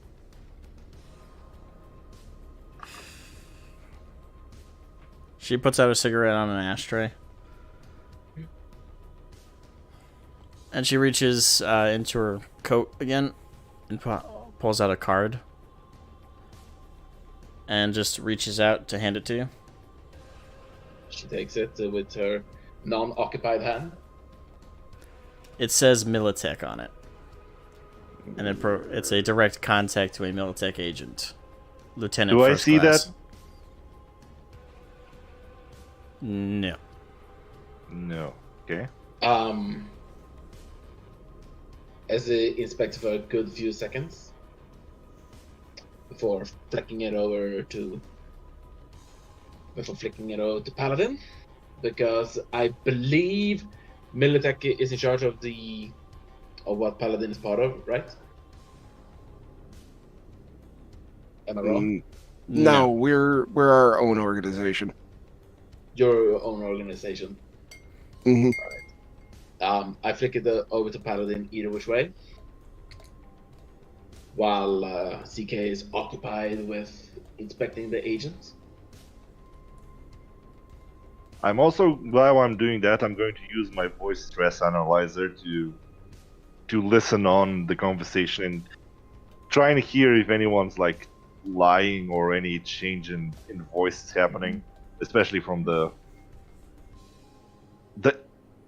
interrogated side. Yeah. I'm gonna. Oh, sorry. I was Tank, can you do me a basic tech check?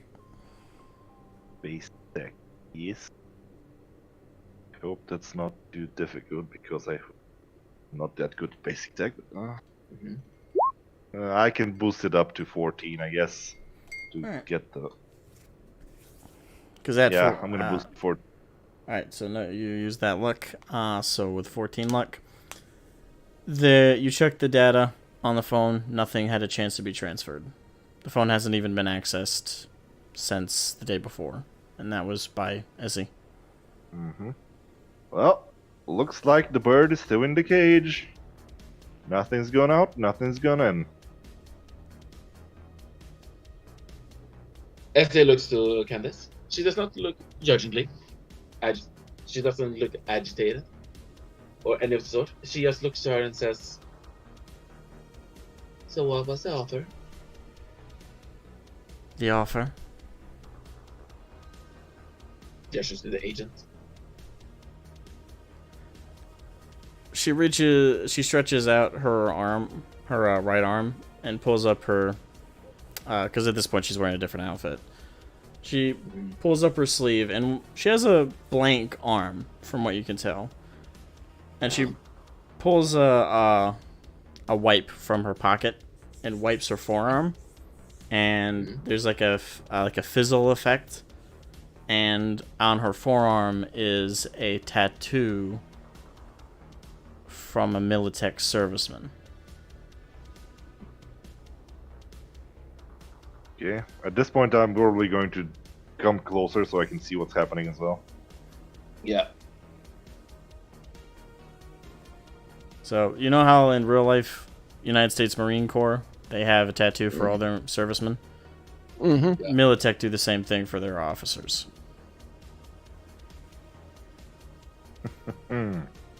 Wow, that's quite interesting. Oh, you gorgeous little rat. I served 30 years for Militech.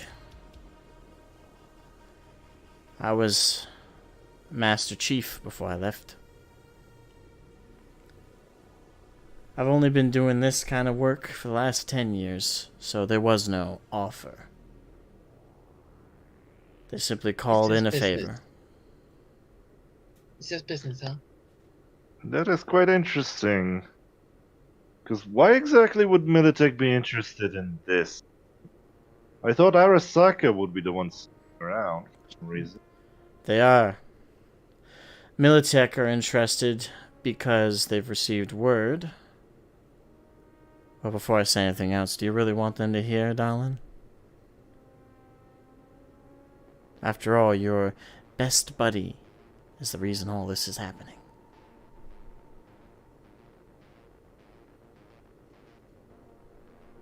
Out. She says to the gang, to the gang and Charles. Charles looks a little put out. Okay. He stands up and bumps his head on the ceiling. My bad. And he kind of shuffles out very, what he thinks is discreetly. And so everybody shuffles out. CK Paladin? They are allowed to stay. Right. So when the door shuts, Candace kind of stretches it back a little bit. Recently, there was reports that Arasaka had a run-in with some misfits in the city. There was an exchange of bullets, and apparently a big monster was involved. I don't think anyone here needs to ask the name of that one. Oh, trust me, we know all too well. Ugh. Well, apparently something went down. I don't know all the details. I didn't ask. You don't need to. Loyalty. That's how that works. But from what I do know, White Man was involved, is he? In the firefight. Arasaka now has him in their database, which means one of three things. Do you need me to tell you what those three possibilities are? Now, if any time ever, as his face actually contours a little bit.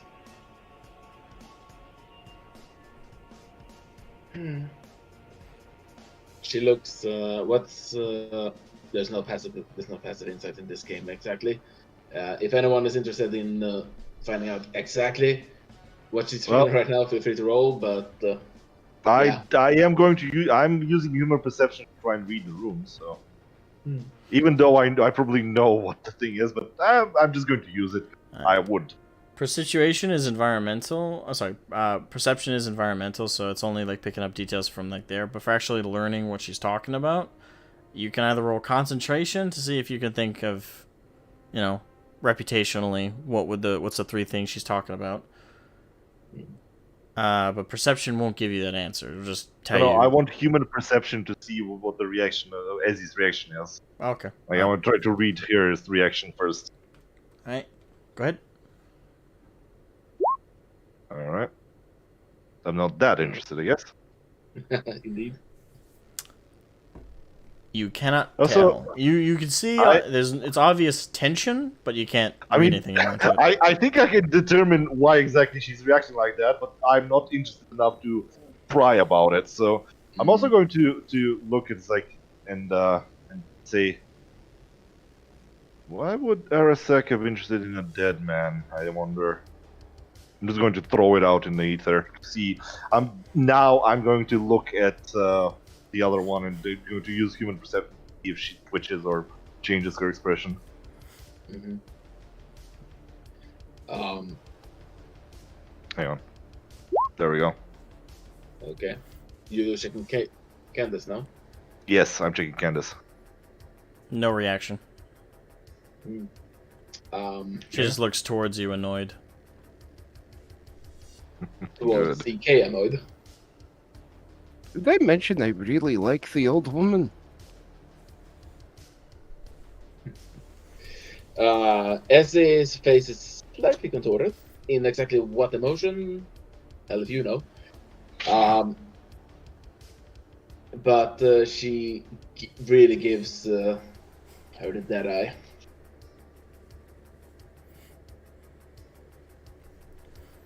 Don't be mad at me, love. I only responded to an old benefit. I was asked to bug you. Just to see if Militech could learn anything special about this white man guy. I knew you were friends. I don't know how they found out I knew you were friends. I never told anybody back in my old war days. But somehow they knew I knew you. And somehow they knew you knew white man. But they didn't have all the specifics. They didn't have contacts. They didn't have, well, the important stuff. Now I told them I wasn't going to pry to you about it. I know we wouldn't get anywhere if I tried. They asked me if there was another way. I told them the truth. You little black book. You little agent. So then they asked me to nick it from you. Temporarily. I was always planning on giving it back to you. They only wanted the info on white man. The rest didn't matter.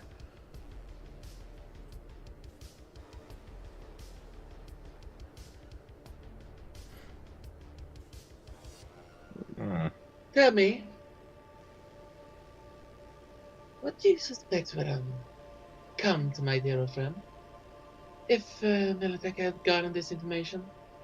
They would have tracked him down and asked him why Arasaka has him in the database, if he's alive. Keep in mind the three possibilities. 1, he's an informant. 2, he's dead. 3, he's worse than dead.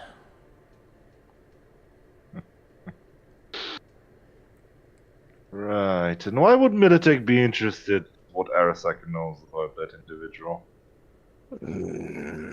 So they can find him.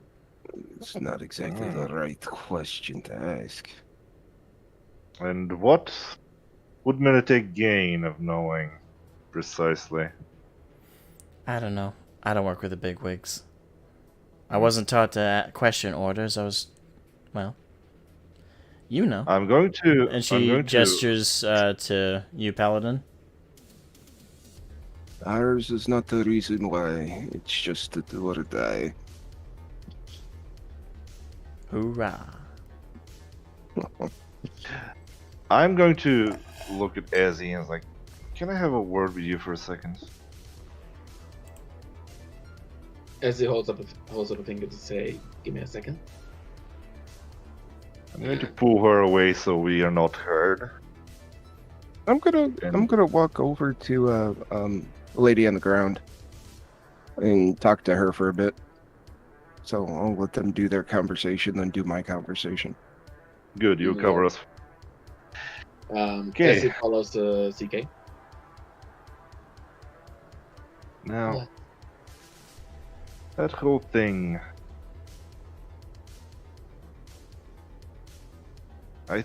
I think you might figure out we are the ones that had an altercation with Smasher. And, I think I know why you Smasher hear her, came after us. you hear her do a little puff of her breath, like, you know, a little sigh through the nose, and you can tell that she is already quite aware of what you intend to ask. And now that when she's not face to face with Candace, you can see that there is a certain level of sadness in her look. Oh, I understand that level of sadness. Is like, I'm just going to say, it's like, thing is, I don't know if there's a way to use Militech to get any information about White Man. You know, use them to spy to get some information on Arasaka and stuff. Because I think it would be better for them to fight over him than to just leave him in potentially Smasher's hands, if you know what I mean. You know, in If he custody it engage- would be better than dead. If he engaged in a firefight with Smasher, he's already dead. Well, yes, but the thing that worries me more is, first, the thing that Smasher was after, and I don't know who else can be interested in. And second, Arasaka has been playing around with the Tiger Claws, and that kind of bugs me, because I don't think that Arasaka would get some gang to start attacking everyone else if they were just trying to do normal corporate business. Well, This whole thing smells rotten. anything corporate smells rotten. Well, would you like me?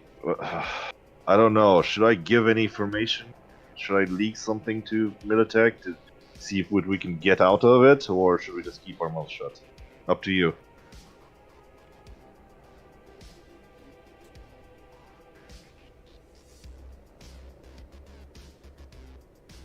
You can see her eye shimmering a little bit. Probably her being on the verge of tears. She rubs her eyes and composes herself again.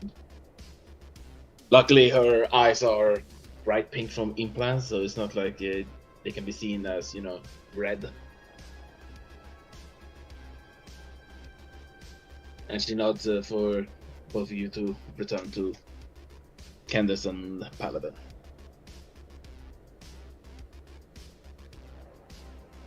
Okay. Just let me know when when it's good. If you wanted to have a conversation, just go ahead then. Yeah, go Okay. ahead. I guess. It was talk to me well. That must have been one hell of a favor. That must have been one hell of a favor for you, for them to call you in like that.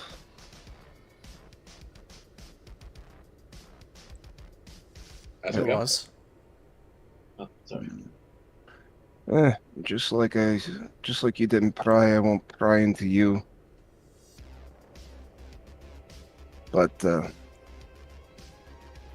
I don't want to ask if you need help, but will they come after you if you do not provide them with the information? Or was this strictly a friend asking a friend for help? With Militech, it's hard to tell sometimes. Huh. But to be honest, Yeah. I don't care either way. Militech have always held their leash on me. This favor did come with a heavy hand to it. So basically, do it or else. Rarely are favors actually favors anymore. I know. Stupid. There used to be honor when asking for a favor. I save your ass, you save mine. I owe you beer, I owe you this. It's just not what it used to be. Indeed. Well, when they come for me, they'll come. Well, seeing as you're a former soldier, we could always use another gun. I'm an old woman. And I haven't been a soldier for a long time. Doesn't take that much strength to rack a shotgun. Not one last time, it won't. Trust me. My time is coming to an end. One way or another. Well, is there a way we could help you to get out of this? I wouldn't Some want sort you of to. Do you know why I owe the favor that I do? It's more than just having served.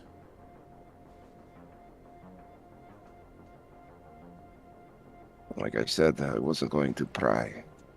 Unless you wanted to share. Why not? Kept my mouth shut for so many years. During the last corporate war, things got pretty bloody on all sides. Urban warfare became a regular occurrence. Everyone signed up with somebody, got money, became a way to survive. I joined up with a Militech Purge squad, specifically designed to go in to corporate buildings for Arasaka or their subsidiaries. And even though they were considered non-military targets, we would label them military targets and burn them. On a good day, we just simply called it an airstrike and didn't have to see anyone's faces. But one day, we are ordered to a facility not too many states away from here. We show up. It's in a normal city, but we're moving about like it's foreign territory. Police stay out of our way. Militech paid them off, of course. We show up. We're not told what the Arasaka facility is. Didn't even have their logo on it. It was Japanese, so I just assumed a subsidiary. We were told no airstrikes. This one is supposed to be a controlled burn. So we go in. I have my flamethrower ready, so does the rest of my crew. We start going room by room in the building and lighting it up. I went to the very first room, leading the squad. Everyone yelling, "Chief, we got this." I slide open the first door, and I hesitated. Do you know why? Building. It was a corporate school. More of a daycare, if you ask me. There was only one adult in that damn room, and she was frozen in fear. But you know how training works. When your mind says no, your training takes over and says yes. I pulled the trigger and let loose a torrent of flame. Faces, eyes, book bags, desks, all melt away. Have you ever smelt burning flesh? My family's column was hit by the Neo-Soviets. I woke up to destroy the vehicles and severe wounds. Then I don't need to Yes. explain it. It doesn't leave the memory, not ever. Still wake up in the middle of the night, scared. Could never really handle confined spaces before, but I sure as shit can't confine them now.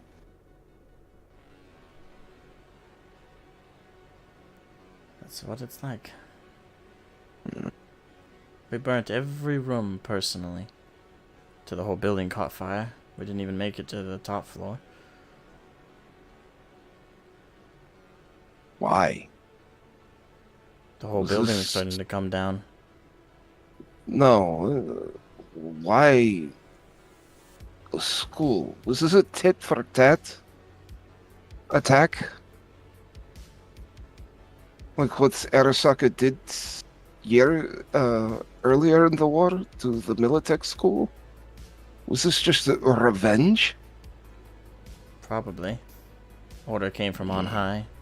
Someone in the corporate suits just obeyed. After we finished up, I went back to HQ and I demanded a discharge. You know how the contracts look. You're not allowed to leave, not short of a certain amount of service or accommodations. I had neither. But a friend of mine, I say a friend of my father's, he held more stars than me, if you know what I mean. He said he'd do it. Didn't mention anything about a debt or owing anybody. Said he would discharge me. Nothing in this world is ever for free. Nope. So when I got the call yesterday, late at night, with a familiar voice over the line, no wasn't really an option from any particular angle. You know, I'd almost done it. Almost convinced myself that this shows up our outer arm. That shows the Militech military brand. Was gone. And that I really was just some talent manager focusing on the good times.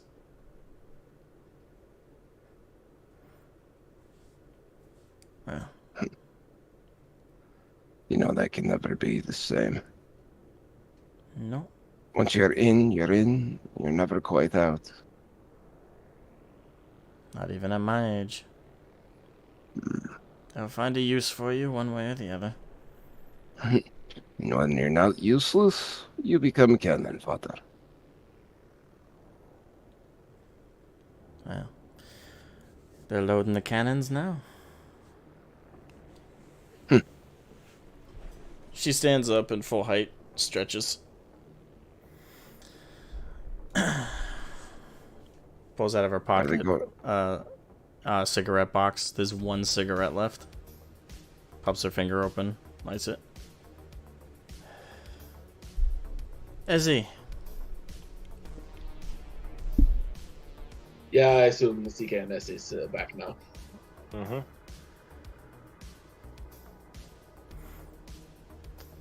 I'd like to take my leave now, Izzy. There's nothing more I can really tell you, and at this point, you don't want to be around me for the next 24 hours. Are they going to try to hit the concert because they didn't get what they needed? They only want me. My failure's my own. Hitting the concert will only bring more attention to them. As is, my last fuck you was telling you all the details I did. What if we can change that? I think she'd rather go out with honor. Or am I mistaken? I got nothing left. As it is, not exactly health-wise doing the best. After all, she wiggles a cigarette in her hand. These things will kill you. Oh, that is a bad joke. Essie lets out a hollow little huff, like. Well, And she looks to Candace. What will it take for you to survive? the sickness or my failed debt.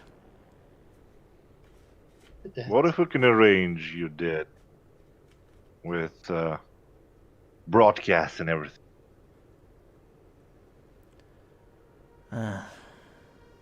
What if you went public with the No, What no, happened? no.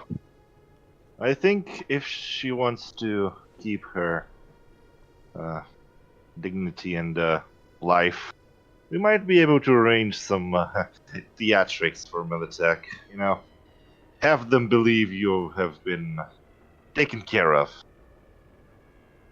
I see what you mean. I am in the business of news, after all.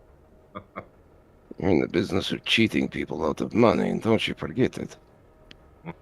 Well, if they can get rid of their money without having to kill them, yes. What do you think? Interested?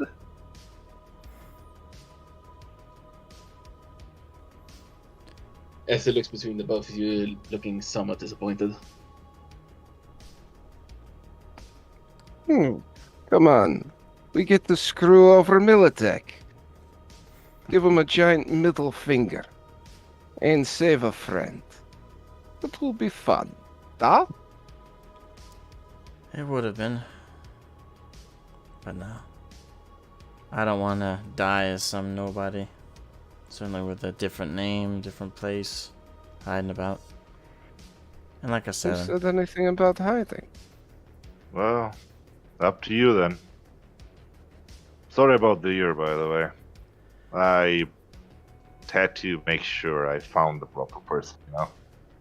I've dealt Business. I've dealt with much worse. As he gives a sigh. All of a sudden, there's a bang on the front door. Can I do the? Can I say that before it knocks? Yep. What would it take for you to not be hounded by them? The whole thing? Just a piece? Anything? My death. I'm a loose end. They gotta close them. It's not about paying them off. We're talking about Militech. Not some half-bit exec of a small-time corpo. If she doesn't want to arrange her death, it's up to her, I guess. I Honey, was thinking if we could. I'm already I was dying. think- I was thinking we could pay them off with just some information of White Man.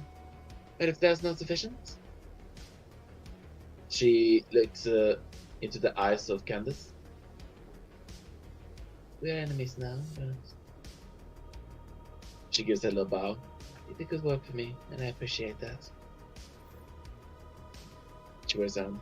If you wish to go, you may go. And it's at that point, you hear the bang, bang, bang, bang.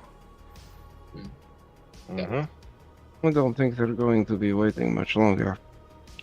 Okay, I'm going to take my camera out and conceal it on my person. As he walks up to open the door. Standing there is Charles with like big eyes. Whew. Is there any bodies that need cleaning up? Is anyone dead? What Did is I it? ever tell him how much I like this guy? Okay, so nobody's dead. Okay, good, brilliant. Well, not yet anyways. Really wasn't looking for a cleanup.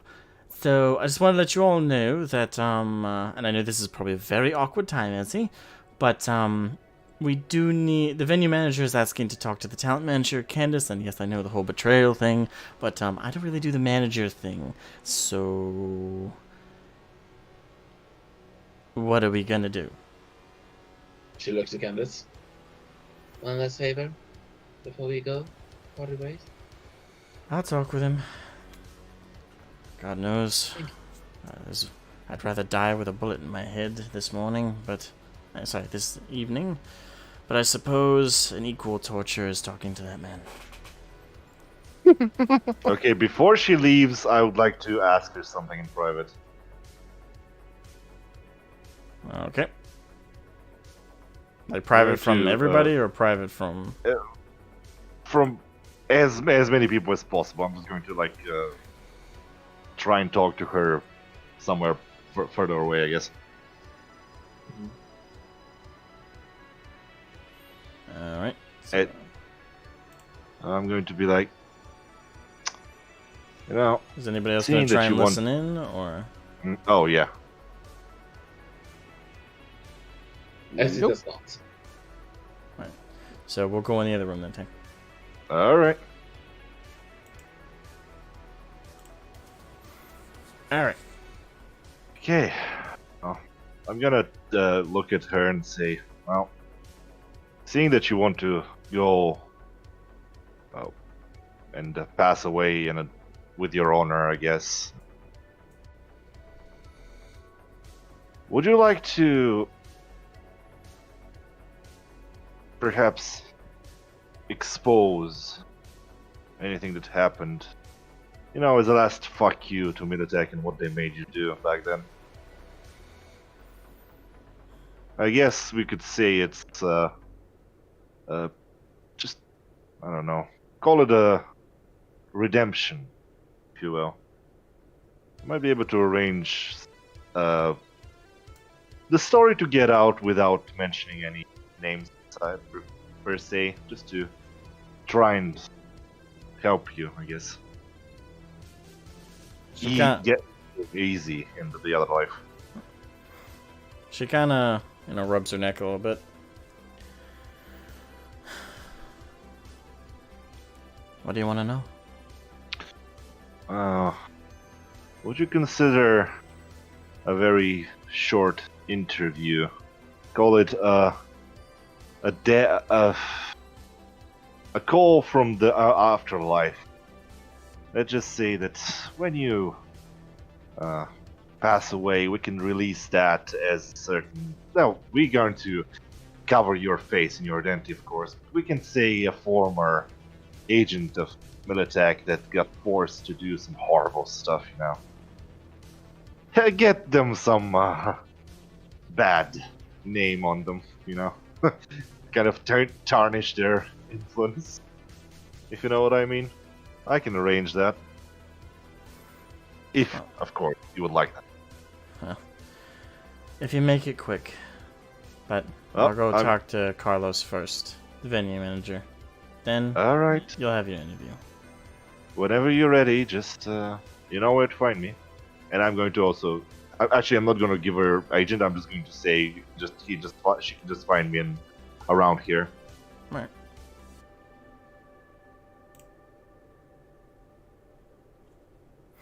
Okay, so Candace exits, and first, all of you follow behind, right? Or are you saying it? Yes. Follow. Yep. Alright, so as you guys are walking between the trailers, over by the staircase leading to the backstage, Charles is standing right next to a severe kind of looking guy. He's wearing he's got a white dress pants and a white blazer, but black undershirt, black tie, well, more of a off-gray tie. And he's of Latino descent, but he's kind of got both hands on his hips, looking what looks like frustrated. And as you guys are walking, you hear a loud bang, and then a thud. Wow, fuck. As the front of Candace's head blows outward, and her body hits the ground. I knew it. I fucking knew it. And the severe-looking man holds a gun, I assume? Hmm? Is it the severe-looking man who holds a gun afterwards, or was it more like a sniper shot? It's a sniper shot, because everybody around is now ducking into cover. Shit. I just look sad at this. It's like, okay. Well, nothing like having a collaborator that is dead. Yes, but we could have used her to fuck Militech over. Oh well. She's in a better place now. Better place, hold on her head, same thing. Surprised none of you are asking for a perception check to look for the sniper. Oh, I will. I was just about to say that. I was gonna say that, but everyone wanted to talk. Okay. Sorry, I was just about to say Perception? that you could do that. Well, you gotta understand how it sounds to me. Like there's a sniper Yeah, shot, yeah, everybody's I freaking know. out, and you guys are like, well, that's unfortunate. I know. Why wouldn't it be? Oh, Sadly, hold on. she's dead. Sad The thing shit. is, Oh, well. I've seen so much death. Oh, Oh, Bala! damn! Damn. Alright, so Paladin, you've been in combat scenarios before. You've dealt with snipers before. So you immediately know you can't trust the sound. It echoes way too much. It, at some point, after a certain distance, could sound like it's coming from any direction. So you know to take note of the fact that what burst forth was the front of her head. So it was a sniper shot from behind.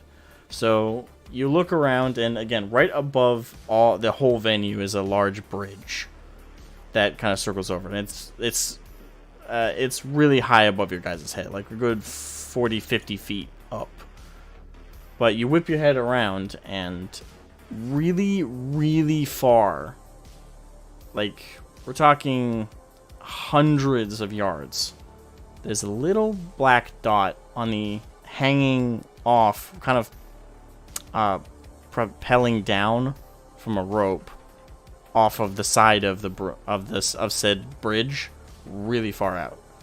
The only way you caught it was reflex looking in that direction, and you can't make out any details, but you are able to make out enough that someone hung off the bridge briefly to take the shot.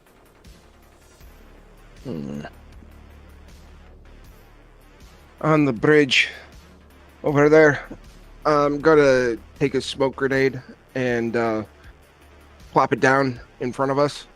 I suggest we get to cover now in case there are other shots. Someone call NCPD and have them investigate immediately. Alright. It's at this point, we're gonna have to end the session. Okay. Okay. Right. Okay, I need to make a mental note. Next time, do the interview first, let them do anything later. God! Mm. That would have been so much money. Alright, so, how did everybody like this session? It was good and fun. Oh yeah. Um, It was interesting. I got more time with Essie, which is lovely for me. I really Essie's got a to fun get character. You think? Yes. Oh yeah. I think we're gonna have fun. Oh, by the way, this isn't a joke. This would have been this with your perception check as well. I'm just gonna say that adds to your passive perception of the environment around you. When the shot went off, the stern-looking Latino guy, which you can reason is the site manager. Bait. When the shot went off, he grabbed Charles and put him in front of him in a panic. And and, Oh, you little fucker! and Charles is just like flipped his arms to the side and what a gentleman. Oh, why? Never! You little cretin! Oh, poor little thing. Oh. Also, it's very fun that I'm surrounded by people that I feel, well... Let's just say that all these talks about me having care makes me nervous. It's like, oh no, they want me No, they want me to get a hair transplant. No, Just I wait would for die death like before I do Snoo that. Snoo. You will And- be Snoo Snoot! Asmo, you took away my fucking cash money. That is not cool, dude. Wait, what? You will be The Snoo fucking Snoot. interview, I would have made so much cash out of that. She's marked for death. She failed to do her job. God damn it. Yeah, but And they know what she knows, so yeah, they're not. fuck. They had eyes on sight. I had to just pull her somewhere covered and do the interview. Shit. It's Militech, Ah. dude. If there's something they excel at, it's military operations. I know. Fucking people over. God damn it. Now I have Militech to worry about as well. So... You people are bad for my health. If I had hair, I would have lost it already. Imagine if you were still playing 2 different characters, dude. You think we're bad for your health? Fucking Tang's bad for your health. Tang is bad for your health. Certainly bad now, for your now, HP. let's not... No, he's not bad for your health. He's bad for your HP. Now, let's not talk you off the dead. Or I will if fuck there's shit in the Ephraim. dead all I want. Motherfucker He- damn near listen. killed us. Listen, by the force of the blast, he's probably... Some particles of him are probably still hanging in the air of the city, so let's not talk ill of him. What is he going to do? Come and haunt my ass? He's gonna give you spectral. No, I'm not gonna say that. Oh, Oh, I need sexual healing, as they say. right, that session was very good. Yes. I'm pissed the fucking Otto's goddamn fucking character sheet went to shit. Also, for reference, next time, yes in Russian is da. And I thank you. It was yes, it's thank you. wait, thank you is spasiba. Thank Yeah, you. Danka's in just easier to say. So Russian, which is no, it's spasibo. No, spasiba, I think. I'm looking at. Oh, it's Google Translate. Maybe it is off. But Yeah. it says spasibo. It yeah, the thing is, again, genders in language. So. Okay. you just assume the language is gender, and with that, It has you're genders in canceled. it. I did not assume anything. It's Russian. Russian is cancel culture. Anyway, so Yeah, maybe cancel you from your life. right, moving along. What about the session? What Good do you guys stuff. think? Good stuff. Yeah, it was good. Really good. It's good fun to be back into it again. Oh yeah. Hopefully next time we'll have the whole crew, because Oh, hopefully. Yeah, I feel you. One can hope. All right, I'll be right back. But if you guys end it, I'll meet you up in someplace else. I need help with Alright. something. all right. I need to leave as well. Family matters. So Yeah. thank you, good folks. See you next time. Yeah, we'll end it right See you there. then. Thanks everybody so much for Yep. watching. Hope you guys enjoyed the session. Sorry it was shorter than usual. Again, we're hoping to have the whole crew here for the next proper arc start. So that's gonna happen with the concert, and some big reveals are happening. But I'd like the whole crew to be here for that. So anyway,